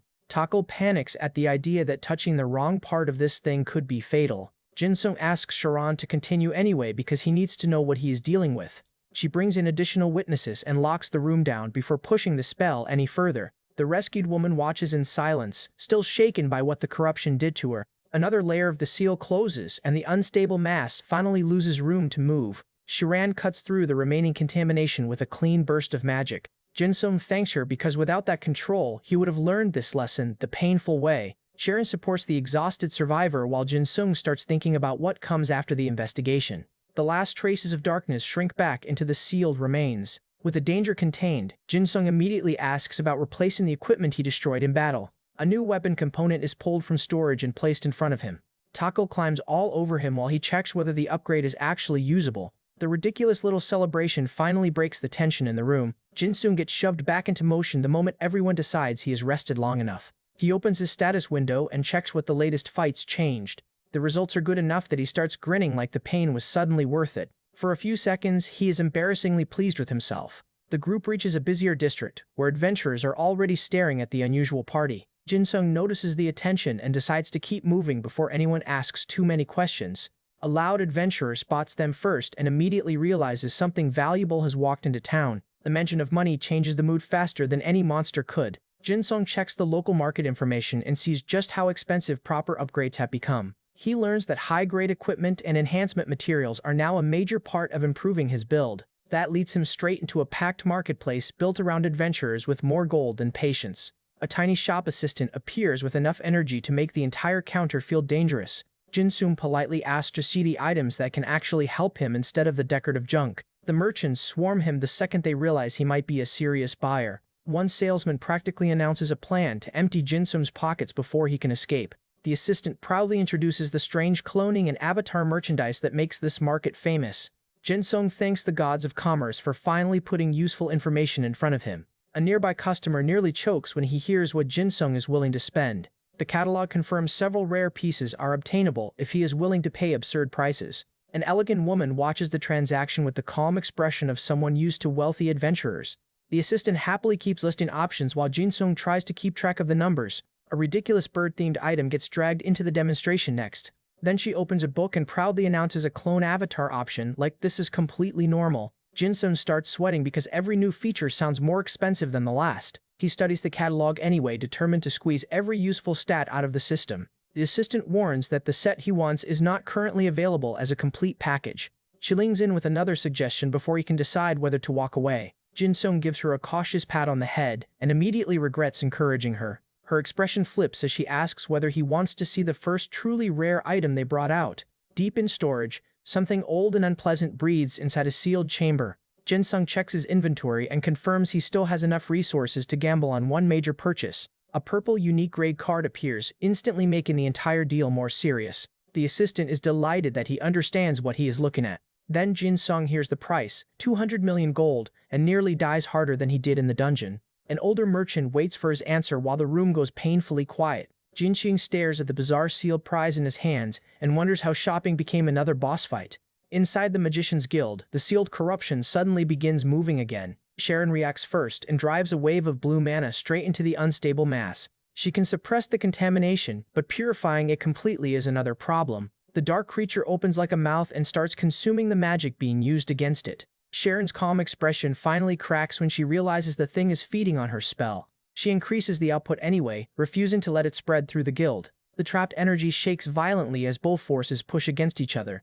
A brilliant impact detonates inside the seal before the darkness can break free. Sharon forces another burst through the center of the corruption. For 1 second the creature seems to disappear completely. Then the darkness snaps back and catches Jin-sung before he can move away. Sharon grabs him from the side, realizing the target was never only the spell. The room fills with black tendrils while everyone scrambles to keep Jin-sung from being swallowed. A grotesque shape forms around his arm and tries to root itself into his body. Jin-sung somehow stays conscious and tells them not to panic yet. He admits he will still have to wait before he understands what the new attachment actually is. Tako and the others stare at him like accepting a cursed arm is the dumbest plan they have heard all week. Jin-sung laughs through the pain because the alternative is admitting he is terrified. Sharon tells him he is absolutely not leaving until she finishes checking the contamination. The examination ends with a massive compensation bill for everything Jin-sung managed to destroy. He reads the number twice and realizes surviving the dungeon may have been the cheaper part. The system identifies one of the recovered materials as Arti Marpisa, armor made from giant spider remains. Jin-sung remembers exactly how ugly those monsters were and wonders who decided to wear them. A unique grade reward appears in his inventory, immediately improving his mood. He steps outside and starts thinking about the weapon he still needs to complete the build. A merchant gets grabbed into the conversation because Jin-sung wants to buy something immediately. The poor man looks at him and realizes this customer is not asking normal shopping questions. An elf clerk nearby watches the argument with growing concern. Jinsung drops to the ground when the price and availability turn out worse than expected. A black-haired adventurer tries selling him another option from the street market. The salesman keeps pitching while Jinsung silently calculates how much gold is left. Jinsung eventually laughs and decides he can work with a temporary solution. Far away, a snow-covered mountain range comes into view as the story turns north. An enormous ice dragon moves through the storm, its presence freezing everything around it. Deep inside the mountains, corrupted beasts call out to Hismar and Sparazzi as if waiting for orders. A hidden commander tells the monsters to move, sending its minions toward the human settlements. The creatures answer eagerly because they have been waiting for an excuse to attack. A massive armored beast rises from the snow and joins the march.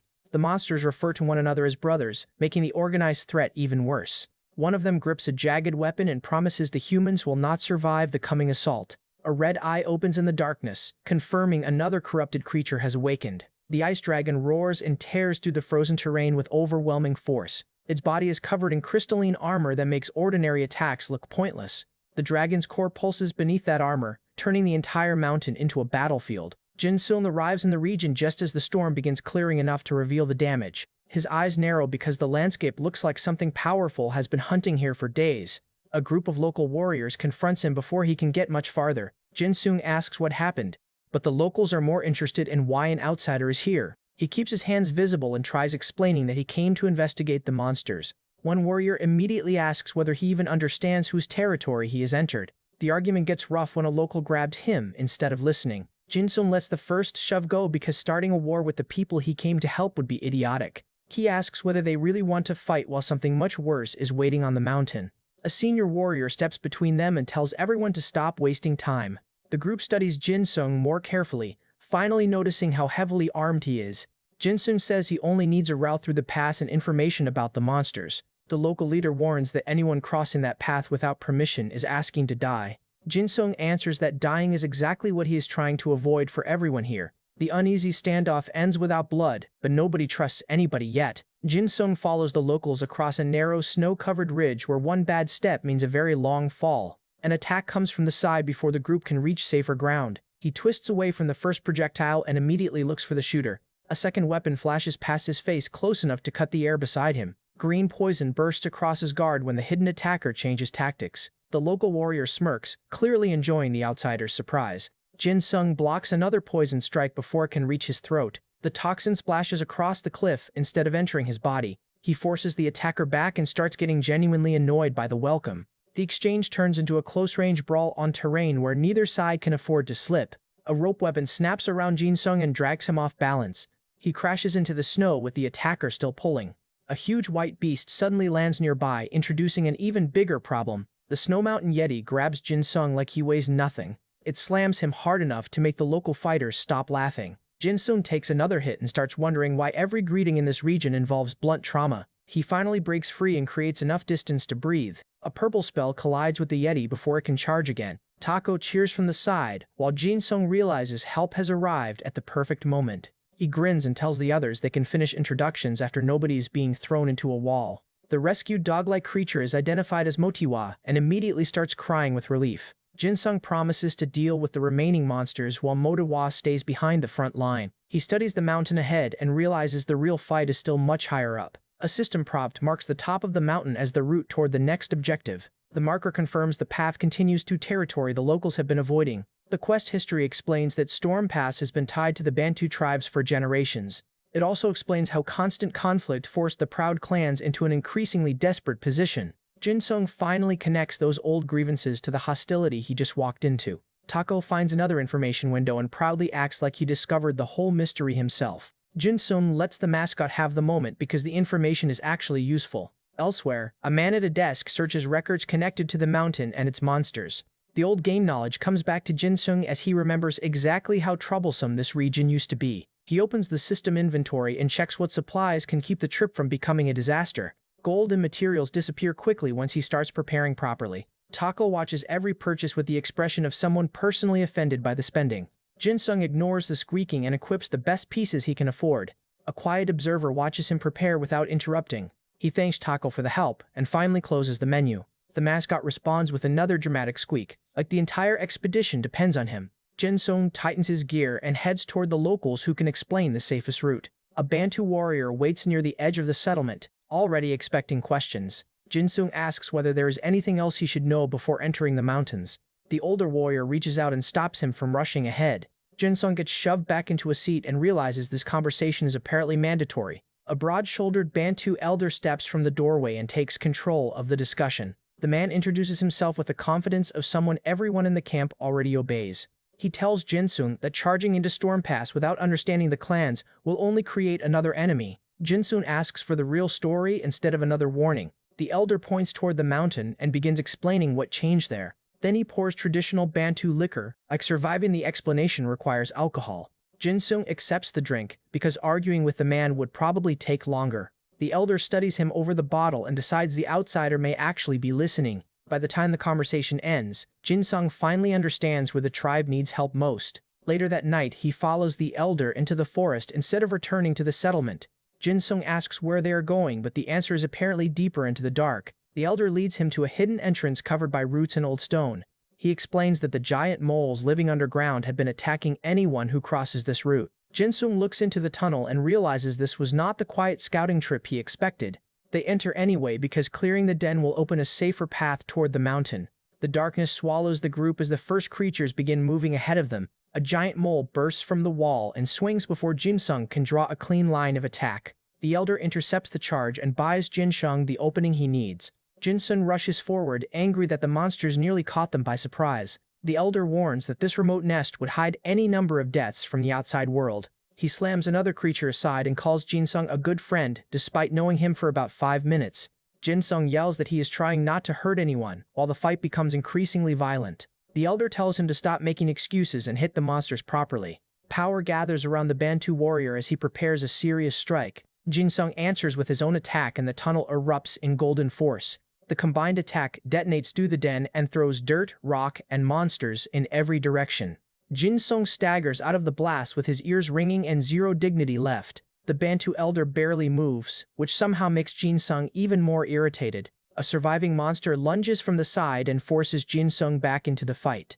The elder notices the attack a split second before it lands. Jinsung drives his fist into the creature and knocks it off course. He follows before it can recover, refusing to let another ambush reset the battle. The elder curses the distraction and starts clearing the monsters around them. Jinsung dodges a heavy strike that cracks the ground where he was standing. He counters with a rising blow and forces the attacker into the air. The creature crashes down hard enough to leave the others hesitating. Jinsung finally gets a second to breathe before another voice calls out from deeper in the den. A massive mole named Gyu appears, apparently important enough that the smaller monsters immediately react. The elder warns Jinsung not to underestimate the creature just because it looks ridiculous. Yu rears up and blocks the path, making it obvious nobody is leaving without a fight. Jinsung introduces himself anyway, mostly because diplomacy has somehow worked less often than punching things. The Bantu elder watches him with an expression that says this is not the time for manners. Jinsung asks the creatures to stand down so the trapped locals can be rescued. The elder orders his people to save the injured, while Jinsung holds the monster's attention. Jinsung and the elder exchange one serious look before splitting their roles. Yu grudgingly allows a route toward the top of Storm Pass after the immediate danger is contained. Jinsung asks whether the elder is really fine with him charging toward an even worse monster next. The older warrior admits the plan is reckless, but he has already seen Jinsung survive worse decisions tonight. A wounded mole retreats into the wall while the group prepares to leave the den. Under the moonlight, the elder stands watch as everyone moves toward the mountain trail. He reminds Jinsung that the clans have survived by trusting strength more than promises. A hidden section of the tunnel collapses and forces Jinsung to change direction again. Another group of giant moles blocks the new path before he can complain. Blue flames crawl across the creatures as a strange corruption takes hold. One mole calls out to Gyu while its body changes under the energy.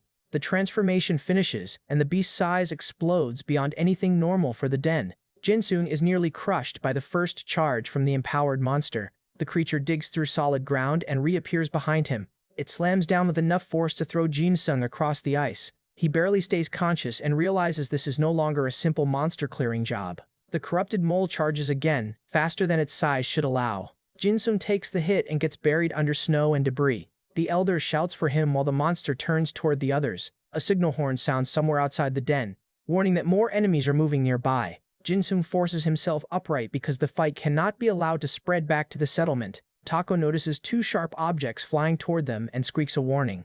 The projectiles strike the monster and briefly stop its advance. Jinsung looks up in surprise as another fighter joins the battle. The new arrival asks whether everyone is still alive before drawing the beast's attention. Two corrupted monsters answer by attacking together. Jinsung identifies the blue-skinned creatures as victims of the same nightmare contamination he has seen before. The monsters rush from opposite sides and force him into a defensive stance. He tells the others to stay back while he tries to separate them. One creature claws through the snow and sends a wave of debris toward him. Jinsung cuts through the attack, but gets clipped by the second monster. A strange red-black haze spreads across the wounded beast. The system labels the condition as Dark Nightmare, confirming Jinsung's suspicion. The infected creature screams and turns on anything close enough to reach. Jinsung tells everyone not to panic, even while the monster is actively trying to tear him apart. The beast charges headfirst and drives him backward across the ice.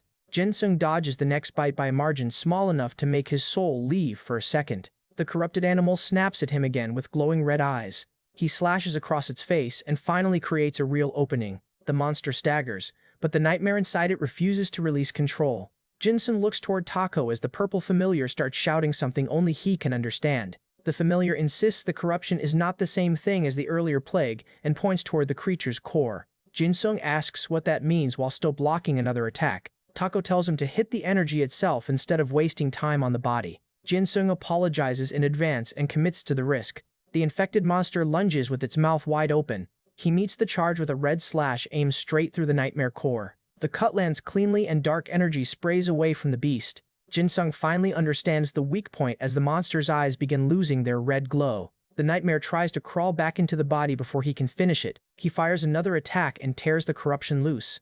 The monster collapses while the black mass rises on its own. Taka warns that the detached nightmare can still attack even without a host. Jinsung watches it form a mouth and immediately believes him. The corruption lashes forward, forcing him to block with one arm. He refuses to retreat and keeps pressure on the floating core. A final red strike splits the nightmare apart and leaves the host monster motionless. Jinsung stands over the remains, already realizing this contamination is going to follow him far beyond Storm Pass. Jinsung confirms that the Dark Nightmare and the earlier plague corruption are two completely different threats. He studies the dead beast and explains that this nightmare seems designed to invade strong creatures rather than spread disease. Tako squeaks when another monster suddenly moves behind him. The familiar insists the new target is not clean either, and Jinsung immediately turns. He ducks beneath the first icy attack and starts moving before the monster can trap him. A crystalline beast crashes through the frozen wall and blocks the entire passage. Jinsung sees the purple nightmare clinging to it and realizes the corruption already found another host. He punches through the first layer of armor to test how tough the creature is. The battlefield opens into a wider snowy basin as both sides create distance. The monster dives from above and nearly catches Jinsung under its claws. It roars through a mouth full of ice and sends another shockwave across the snow. Jinsung gets blasted backward while the corrupted core keeps pulsing. Tako tells him to stop treating the host like a normal enemy and focus on the nightmare. The ice beast charges again with the dark energy visibly spreading through its body. Jinsung finally sees the red core sitting beneath the corrupted armor. A black sphere of nightmare energy gathers around that core and begins condensing. He braces because whatever comes next is going to hit much harder than the earlier attacks. The monster towers over him with the nightmare fully integrated into its body. Jinsung watches the core stabilize and realizes he has one chance before the beast gets even stronger. He rushes in first instead of waiting for the corruption to finish adapting. The monster fires a violent burst that catches Jinsung mid-approach. He answers with explosive rounds and tries to force the beast's head away from him. The creature snaps its jaws and refuses to let him escape the close-range exchange. Jinsung twists around a claw and launches himself over the monster's shoulder. A purple eruption follows from below, nearly catching him in the air. The nightmare surges through the beast and changes the attack pattern again. Jinsung lands on its back and drives a strike into the damaged ice armor. The monster whips around and slams him through another ridge. Huge arcs of ice carve across the battlefield as the creature keeps him from settling into one position.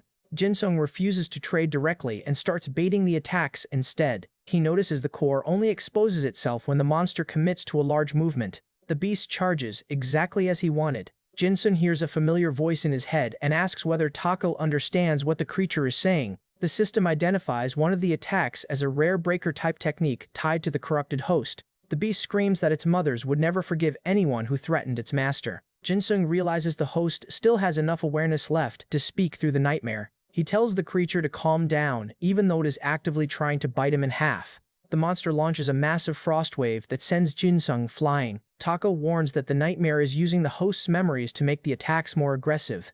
Jinsung gets slammed against the ice and tastes blood before he can stand again. The beast pins him under another claw and tries crushing the fight out of him. Jinsung looks for the core through the shattered armor while refusing to black out. He rips free and cuts deep enough to make the monster recoil. Blood runs down Jinsung's face as he forces himself back onto his feet. The nightmare answers by filling the entire area with unstable purple projectiles. Jinsung stands in the middle of the barrage and realizes dodging everything is impossible. Dark energy crawls over his own body while he prepares a counter instead. A damage indicator appears as the first projectile breaks against his defense. Jinsung decides the defense only has to survive long enough for one opening. He announces that he is done waiting and tears open his own power. The corrupted beast roars when it senses the sudden change. Jinsung launches straight through the barrage instead of retreating. His attack collides with the monster's face and cracks more of the crystalline shell. The nightmare stares back through the beast's red eyes without any intention of yielding.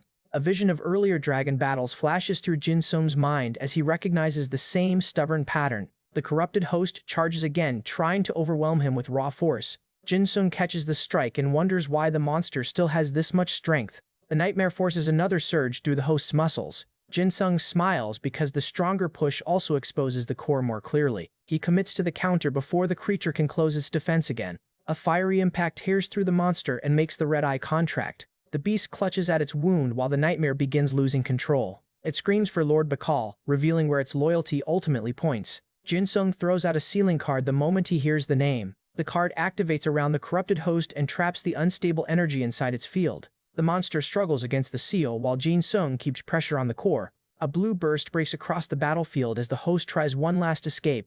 Jinsung grabs the creature and refuses to let the nightmare run again. The core flashes red beneath his hand. A final burst of energy erupts from the monster as it calls for Bakal again. Jinsung is thrown across the ice and feels something tear in his leg.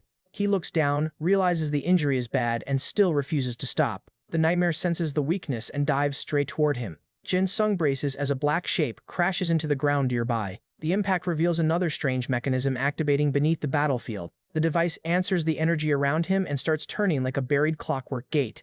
Golden gears and light begin forming around Jinsung before he understands what triggered them. Tako realizes the strange power is reacting to the timeline rather than the monster itself. His fear turns into a grin when he realizes the system has opened another path.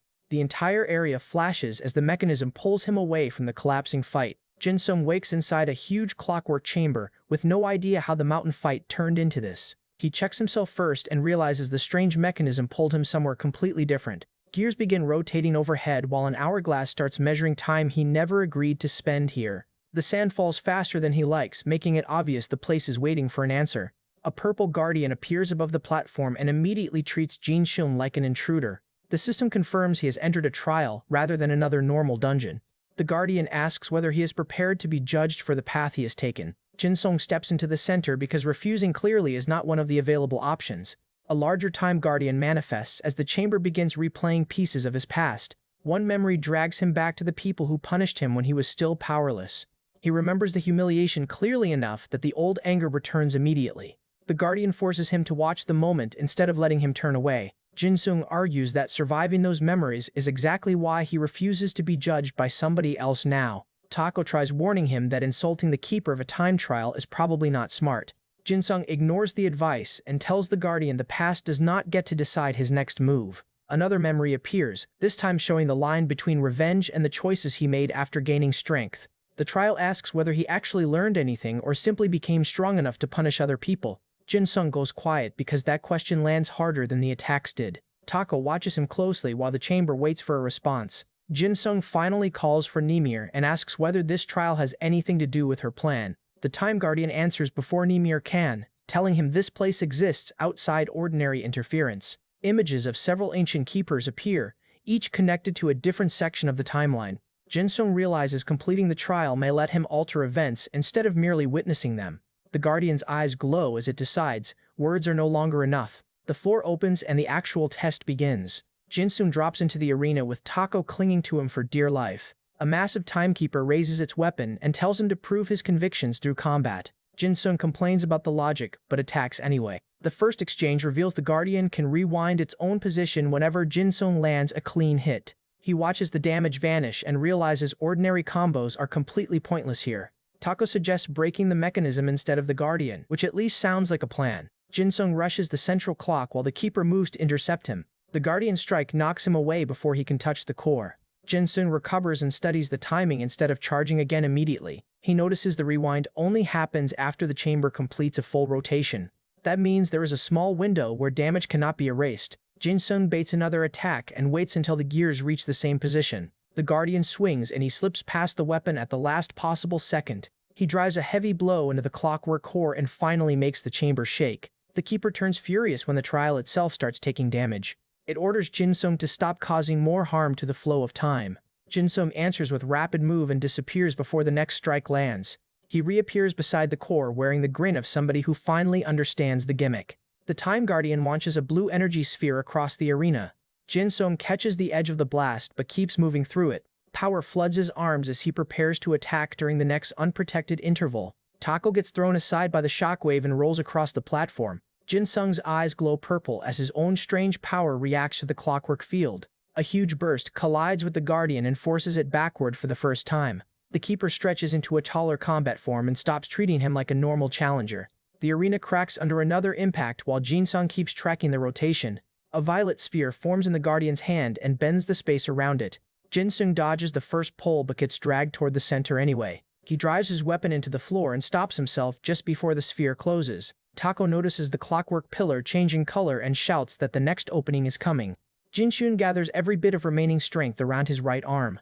The Guardian tries to reset the chamber before he can reach the target. Jin-sung tears through the control line and interrupts the rewind. The broken mechanism sends golden energy exploding across his body. He grits his teeth and keeps the power from throwing him unconscious. The Guardian realizes Jin-sung has forced the trial into a state it cannot reset. Jin-sung hears the Keeper admit the result should have been impossible. He opens the damaged clockwork core with one more strike. Tako stares at the exposed mechanism while the entire arena starts collapsing. Jin-sung yells for the exit to open before the victory becomes another death trap. The Guardian finally releases the lock, and a bright portal forms above them.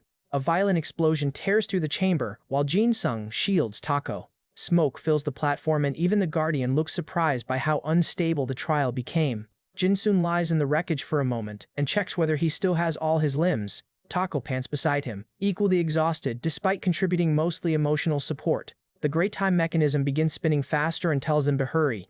Jin-sung realizes the Guardian has spent enough power keeping the collapsing timeline together. He grabs Tako and heads for the portal before the chance disappears. The small familiar looks back once as the golden chamber falls apart behind them. Jin-sung crosses the threshold and feels heat hit him before he can even see the destination. He lands beneath a burning sky and realizes the next piece of history is waiting inside a volcanic wasteland. A volcano erupts in front of Jin-sung the moment he reaches the new timeline. He recognizes the terrain from old game content and immediately wonders why Ymir sent him this far back. A red circle lights beneath his feet, warning him that something has already targeted the area. The ground explodes before he can finish that thought. Jin-sung dives away from the eruption and sees a flame-covered enemy charging through it. The creature swings a burning blade straight across his chest.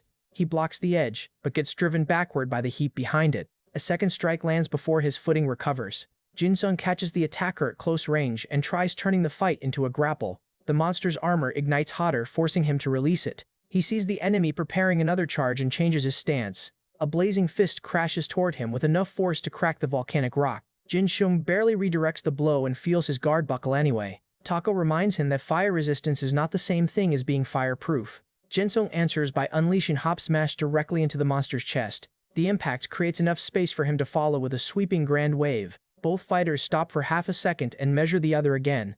Jin-sung admits this opponent is much stronger than the random enemies around the mountain. Tako starts opening another escape route while Jin-sung keeps the monster occupied. The system identifies the enemy as a flame planet boss monster tied to an older era. Jin-sung braces for another round, now that he knows this is not supposed to be a quick fight. Back at the Magician's Guild, reports arrive that Storm Pass has suffered catastrophic damage. Sharan learns the Bantu border is in chaos while Jin-sung is still missing from the present. The Bantu chieftain sits injured but alive, proving the mountain survived at a terrible cost. In the past, Jin-sung gets struck by another burning attack and nearly loses his footing. The enemy's weapon drives him across the lava field before he can counter. Jin-sung uses a red slash to force the monster off balance. A chunk of volcanic ground collapses between them and briefly separates the fight. Jin-sung grabs Tako and uses the opening to reposition. Purple energy flashes around him as the time system registers the battle. He laughs when the next objective finally appears instead of another vague warning. A strange creature waits ahead, making Tako immediately regret celebrating. The system labels it as another storm planet boss monster. 4 elemental names appear together, showing Jin-sung this timeline contains an entire boss sequence rather than one target. A purple-haired monster turns toward him and starts gathering energy. Jin-sung attacks first before the creature can finish whatever spell it is preparing. The enemy counters with a slicing wave that opens fresh wounds across his body. Jin-sung forces himself through the pain and swings again. A point-blank hit knocks the monster backward into the trees. Tako stares at the destruction and asks how many more of these things are hiding nearby. The enemy answers by throwing another blade of energy at Jin-sung. A red cut tears across the monster's defense and finally draws real blood. Jin-sung apologizes sarcastically before attacking again.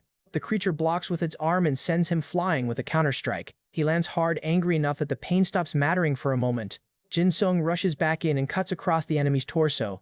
The monster answers with a brutal close-range blow that nearly folds him in half. Tako realizes the fight is dragging Jin-sung toward another elemental zone. A new crystalline enemy appears and the system identifies it as an ice planet boss monster. The ice creature charges immediately, giving Jin-sung no time to recover from the previous battle. He gets thrown across frozen ground while the monster covers the area in blue energy. A purple spike erupts beneath Jin-sung and catches him before he can roll away. The attack launches him high enough that the ice beast can follow with another strike. Jin-sung crashes down bleeding and realizes these bosses are designed to chain together. The monster dies after him with a second burst of cold. He blocks just enough to keep the attack from becoming fatal. Jin-sung looks toward the glowing core in the creature's chest and decides that has to be the weakness. A pink crystal attack erupts around him before he can reach it. He cuts through the nearest shard and charges directly into the storm. The monster lashes out with another frozen limb, while Jin-sung keeps advancing. He takes the hit, catches the arm, and finally gets close enough to strike the core. A violent explosion of pink crystal covers the battlefield. Jin-sung drives a red slash straight through the center of the blast. The timeline suddenly shifts to armored soldiers gathered around a golden dimensional gate. Jin-sung is forced to watch the scene instead of controlling where the time current carries him. One warrior raises a glowing weapon as the portal opens onto an ancient battlefield. The scene reveals a force fighting under the shadow of Bakal's rule. The soldiers rush forward knowing the dragon tyrant has already turned the region into a furnace. A soldier is struck down before the group can establish a formation. Golden energy tears through the battlefield and sends bodies across the ground. The surviving formation breaks apart as the enemy overwhelms them from every direction. Jin-sung watches the historical sequence and realizes he has been dropped into the middle of a famous disaster. Another warrior is swallowed by a huge portal as the army collapses around him. The volcanic battlefield reappears beyond the gate, linking the massacre directly to the era Jin-sung entered. He sees the same fiery landscape waiting ahead and understands the timeline is repeating key moments. A blast erupts from the volcano while Jin-sung forces himself to keep moving. The heat becomes unbearable as another enemy approaches from the lava. Jin-sung's eyes change when he realizes this is exactly the opening the time trial wanted him to find. He raises his weapon and runs straight toward the eruption instead of looking for a way back. The golden portal opens behind the ruined soldiers while Jin-sung pushes deeper into the historical battlefield. A flash consumes the area and throws him into another point in the same disaster. Lava covers the ground as the surviving fighters struggle to regroup. Tako warns that the timeline is becoming unstable around them. Jin-sung sees armed enemies ahead and realizes the next fight has already started. A red countdown appears over his vision, telling him this section will reset if he fails. He charges the nearest attacker before the timer can burn away. Blue energy suddenly pulls him out of position and ruins the first exchange. Jin-sung grits his teeth because even reaching the target is being controlled by the time field. A purple-haired ally appears nearby and tells him the current loop is closing. Jin-sung notices another wave of distortion spreading from the battlefield. A dark tendril strikes him from behind and nearly knocks him unconscious. He counters on instinct and forces the attacker to release him. The time field appears as a blue grid beneath his feet. Jin-sung tries moving across it and gets hit again the moment he crosses the wrong line. Blood runs down his face while he starts reading the pattern instead of fighting blindly. The purple-haired woman shouts for him to move before the next collapse. Jin-sung uses a red slash to break the obstacle in front of him. The attack clears enough space for the others to escape the immediate trap. The woman looks back in shock when Jin-sung refuses to leave with them. The ice boss reappears inside the loop, as if the timeline dragged the earlier fight back with it. A golden gate opens beside Jin Sung and confirms the path forward is still active. He sees a second version of himself in the distortion and realizes the system is layering timelines together. The gate pulls at him while the battlefield starts collapsing again. Tako clings to Jin Sung as the dimensional current tries to separate them. Jin Sung refuses to enter until he understands why the same moment keeps repeating. A hidden system message appears and reveals there is an extra condition inside the time gate. He lands in another section of the ancient battlefield with the hidden objective now active. Jin Sung grins despite the blood because this finally explains why brute force never completed the trial. Tako checks the mission while Jin Sung starts tracing the pieces he missed earlier. Another flash sends them back into the volcanic ruins. The 4 elemental boss markers appear again, but several are now crossed out. The purple-haired woman watches him and realizes he has changed the route. Jin Sung sees a remaining marker tied to the hidden condition and heads straight for it. An ice creature attacks before he reaches the destination. The system displays its level and confirms this enemy is stronger than the earlier versions.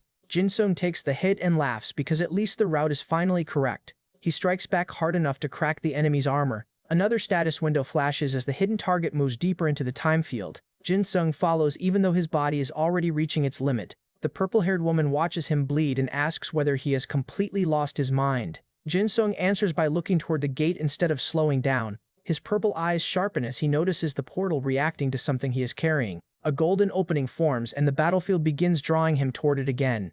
Jin Sung steps through while bodies from the failed timeline lie scattered behind him. He emerges barely standing, covered in wounds from multiple versions of the same fight. Tako squeaks from his shoulder and confirms he survived the transition too.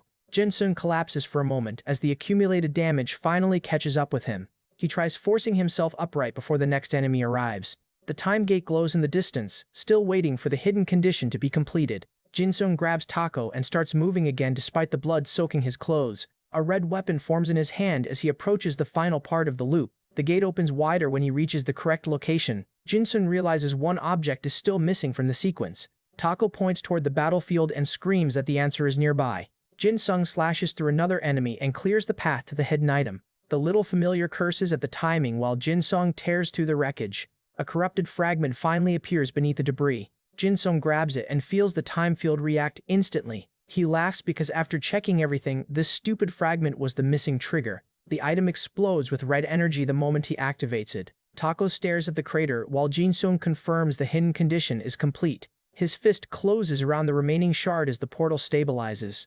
Jin Sung grins through the blood because the impossible route finally makes sense. The Golden Gate begins opening across the battlefield one last time. Tako realizes Jin Sung has actually found the hidden branch and squeaks in disbelief. Jin Sung throws himself through the opening before the timeline can reset again. A red-black strike follows him into the portal and nearly catches his back. He crashes into a new digital-looking space filled with floating blocks. Jin Sung looks around at the impossible architecture and quietly says he found it. The hidden area assembles around him as the true boss finally prepares to appear. The hidden dimension finishes building itself from glowing blocks around Jin Sung. He steps onto the digital floor and realizes this place is completely separate from the normal time route. Tako asks whether all of this really existed inside the dungeon while Jin Sung scans for movement. Blue projectiles streak past, confirming the hidden area is already trying to kill him. Jin Sung dives through a gap as purple blades tear across the floor. He catches sight of the attacker and realizes it can move through the floating structures. A glowing core opens in the monster's chest before another strike fires. Jin Sung gets clipped by the blast and is thrown across the grid. He blocks the follow-up, but the enemy disappears again before he can counter. The hidden boss reappears above him and dives straight down.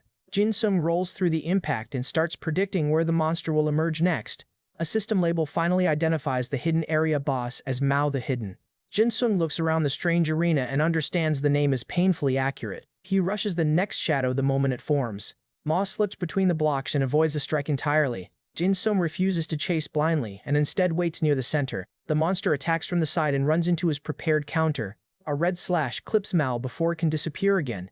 The boss recoils, proving the hidden body can be damaged if Jin Sung catches the timing. Mao answers with a vertical strike that nearly cuts through his guard. Jin Sung is sent skidding across the digital floor while the boss resets its position. The creature's body twists and opens into a more aggressive form. Jin Sung smiles because a visible transformation is easier to fight than something he cannot find. He activates Rapid Move and slips past the next purple limb. Mao disappears again, trying to force him back into guessing. Jin Sung shouts that he already knows where it is going to appear. A red line cuts through the spawn point the moment Mao returns. The boss scatters into purple fragments before reforming behind him. Jinsoon's eyes widen as the arena suddenly fills with multiple energy bursts. He weaves through the first wave and blocks the second. Mao opens its mouth and launches a point-blank attack. Jinsoon takes the hit but uses the contact to grab the monster. He drives Ma into the floor before it can phase away. The boss bites down and forces him to release it. Jinsung answers with a heavy punch across the creature's face. A golden impact throws Mao backward into the floating blocks. The boss vanishes again and leaves Jinsung standing alone in the center. Tako warns that the monster's information window is changing as the fight continues. Jinsung realizes the hidden boss is learning his attack patterns. Mao charges from above with a new trajectory designed to catch his usual dodge. The strike cuts Jinsung across the shoulder before he can fully evade. He blocks a second attack with a floating cube between them. Jinsung looks exhausted, but the pattern finally gives him another idea. A smaller creature called Manhwa appears near Mao and starts interfering with the arena. Jinsung turns toward the new threat and sees another system warning flash. He gets trapped between Mao and the arena's shifting blocks. The hidden boss attacks through the opening while Jinsung is still repositioning. Jinsung gets struck hard enough to reopen several older wounds. Tako screams from the ground as the boss turns toward him next. Jinsung forces himself between the familiar and Mao despite barely standing. Purple blades begin raining through the digital space. He shouts for the boss to die and fires everything he has into the center. Tako curls up and waits for the barrage to stop. The attack shatters part of the arena and leaves Jinsung sitting in the debris. Mao is still alive, and its mouth opens again as if the last exchange meant nothing. Tako squeaks a warning when the boss prepares to charge. Jinsung catches Mao's limb and stops the first hit with raw strength. Manhwa jumps in from the side and ruins the counter. The smaller monster's eye begins glowing with another support ability. A red slash tears across the battlefield and forces both enemies back. Jinsung raises his fist and curses at them for turning the hidden room into a 2-on-1 fight. He rushes Mao first, deciding the main boss has to fall before the support monster matters. Tako watches in horror as Jinsung takes another direct hit to keep the pressure going. His hand closes around Mao's arm before the creature can escape. Jinsung drags the boss into the range of his next attack. Mao's huge eyes widen when it realizes the phase movement has been interrupted. Jinsung pins the creature and starts winding up a finishing blow. The hidden boss screams that it did not expect him to reach this point. A pink-haired figure appears in the distortion and urges Jinsung to finish the fight. Mao bites desperately while Jinsung refuses to release his grip. A red energy blade forms beneath the monster and locks its body in place. Jinsung follows with another strike before Mao can escape the trap. Manhwa tries attacking from the side, but Jinsung turns the force back toward it. He uses whip attack to sling the monster away from the center. A dark slash catches Mao across the torso as the boss lunges again. The strike sends a severed piece of the creature spinning through the air. Jinsung's whole body screams from accumulated damage, but the boss is finally weakening. His purple eyes sharpen as he remembers every time he ran from impossible fights before coming to Arid. Jinsung decides he will not give up and run away this time. Dark energy coils around his arm while he prepares the final sequence. He locks onto Mao's core and raises the weapon overhead. A massive purple slash drops through the boss from top to bottom. The attack becomes a pillar of light that tears through the hidden arena. Mao's body breaks apart as the dimension begins collapsing with it. Jinsung looks up and sees the exit forming above the broken grid. The floating blocks dissolve into the sky, while Tako stares at the opening. Jinsung checks his wounds and realizes he has almost nothing left for another fight. A huge golden hand reaches through the remaining distortion before the exit fully stabilizes. Jinsung looks up at the hand and wonders who could possibly be interfering now. The armored figure behind it identifies itself as a being connected to the rift. Its presence stabilizes the collapsing space just long enough to make one final message clear. A name echoes through the collapsing space, introducing a new power watching from beyond. Jinsung grips his weapon anyway because apparently beating the hidden boss was not enough. The mysterious figure tells him the real answer lies beyond this completed trial. Morning returns to the Magician's Guild, while Jinsung is finally dragged back into the present. A cheerful guild worker greets everyone like nobody spent the night fighting inside broken timelines. Shirang carries breakfast through the hall and immediately notices Jinsung is still missing. Her smile tightens because that usually means he found another impossible problem. A newspaper report confirms the mountain crisis has already started changing the region. The ice beast responsible for part of the destruction is shown among the latest reports. Sharon meets with the wounded Bantu chieftain and compares what both sides witnessed. Jinsung suddenly crashes back into the room hard enough to end the conversation. Sharon catches him before he can hit the floor a second time. He looks like somebody lost an argument with several dungeons at once. Sharon sits him down and asks whether destroying his body is now part of the plan. Jinsung says the trip was productive, which somehow makes her angrier. He glances away because explaining the hidden time area is going to take a while. Sharon demands to know why he keeps returning with injuries nobody in the guild recognizes. A memory of the enormous rift figure flashes through Jinsung's mind. He remembers the creature's golden black armor and the pressure it carried inside the hidden dimension. The system identifies that being as the Cosmo Fiend King and Riftmaster Goddess. Jinsung freezes because the name connects the time gate to threats much larger than Stormpass. Goddess attacks inside the memory before Jinsung can gather more information. Jinsung barely survives the first impact and is thrown across the rift floor. A second strike crushes his defense before he can stand fully. He realizes the floor itself changes whenever Goddess moves between sections of the arena. Jinsung counters with a burning attack aimed at the exposed center. The Riftmaster answers by twisting the surrounding space. Jinsung breathes through the pain and keeps following the changing floor. A golden black limb sweeps across the arena and almost knocks him into the void. He catches the edge of the platform and pulls himself back up. Goddess opens another dimensional pattern beneath him. The floor fractures into glowing sections while Jinsung looks for a stable route. A powerful impact sends him through another layer of the arena. Jinsung keeps attacking whenever Goddess exposes the central body. The Riftmaster creates a black symbol in the air and drops another attack on him. Jinsung answers with a full power strike and forces the giant to move for the first time. The exchange becomes a straight contest of endurance. Neither side seems willing to end. Jinsung's eyes glow as he commits to one more attack despite his condition. Tako remembers that someone interfered with the trial before the Riftmaster could finish him. A system message explains that an unknown intervention created the escape route. Jinsung realizes the person who helped him is still operating somewhere outside his view. He returns to the present with the memory complete and flexes his hand to prove he is still alive. Sharan stares at him, clearly deciding whether healing or hitting him should come first. Jinsung insists the Riftmaster did not technically defeat him, which is not the reassuring detail he thinks it is. He explains that the enemy took advantage of the unstable time field and nearly trapped him there. Sharan studies the fresh injuries and realizes the story is even worse than the visible damage. She punches him before he can make another joke about surviving. Jinsung immediately apologizes and promises to stop making the situation sound fun. Sharan grabs him by the collar and demands the complete explanation this time. Her anger breaks into relief when she confirms he is actually going to recover. Jinsung looks embarrassed by how worried she was and stops trying to joke his way out of it. Sharan checks a cut near his eye and tells him reckless luck is not a strategy. Jinsung silently accepts the lecture because she is completely right. The next job sends him back toward the Dark Elf Kingdom's gold tunnels. Tako happily trots through piles of gold like this is the safest place they have ever visited. Jinsung recognizes the familiar mining route and realizes he has already cleared most of its dangers before. A warm glow spreads around him as a new reward or buff activates. Tako announces there is no need to worry about the easy section. Jinsung agrees and heads back toward the city with enough materials to repair his equipment. The familiar rides beside him while he says he has already seen everything this route can offer. Jinsung smiles at the thought of finally getting one simple day. A shadow moves across the city entrance as somebody unfamiliar arrives behind him. Jinsung keeps walking, unaware that the silver-haired stranger has been watching for a while. Sharan explains that two enormous magic circles protect the lands above the west coast. One of those barriers is tied to an old catastrophe that nearly erased an entire region. Jinsung listens as the story turns from simple geography into a legend with very real consequences. A map marks the mysterious Heron Sea realm and the seal connected to it. Sharan warns that the old barrier is beginning to show signs of instability. A memory of the original disaster shows fire tearing through the sky and the land below. The legendary hero involved in that incident barely survived what came through the breach. Jinsung looks back at Sharan because every ancient legend in Arid eventually becomes his problem. He asks for the name of the place they are actually trying to reach. Sharan hesitates before answering because the route is dangerous even without monsters. She introduces the engineer who understands the old transport system better than anyone nearby. Jinsung admits he already knows part of the story from the game, which surprises her again.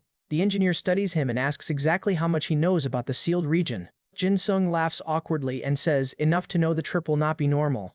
Sharon leans close and warns him not to confuse remembered game knowledge with the world standing in front of him. Jinsung accepts the warning because Lenny already taught him how dangerous that assumption can be. A huge transport vessel is prepared at the west coast for the trip. Jinsung looks over the machinery and realizes this is closer to a military transport than ordinary travel. Sharan explains the route while watching him process the scale of the operation. An image of the sealed destination confirms the barrier is hiding something far larger than one dungeon. Sharan grows quiet when the discussion reaches the people already lost trying to investigate it. Jin-sung tells her that if the barrier is breaking, waiting will only make the next casualty list longer. A metal transport capsule is powered up for the first leg of the journey. An engineer climbs into position and starts the machine despite obvious damage around the loading area. The capsule lurches forward and nearly throws everybody off balance. Another worker jumps onto the moving machinery and tries stabilizing it manually. The pilot begs the system to hold together for just a little longer. The damaged controls finally respond and the transport clears the platform.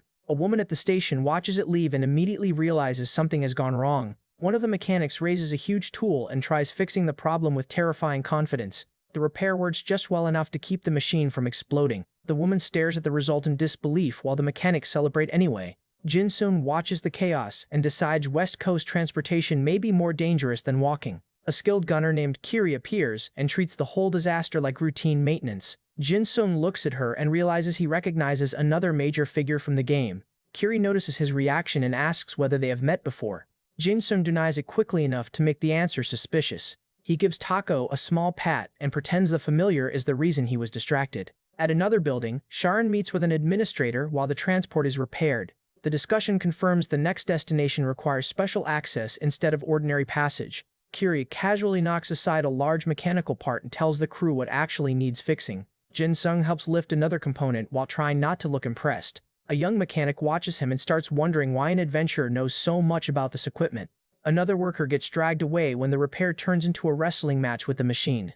The system displays several enhancement items that can be used on Jin-sung's damaged gear. Kiri offers to improve the equipment if he is willing to provide the materials. Jin-sung checks the enhancement costs and immediately regrets asking how expensive the service is. He hands over the first piece anyway because surviving the sealed realm matters more than keeping the gold.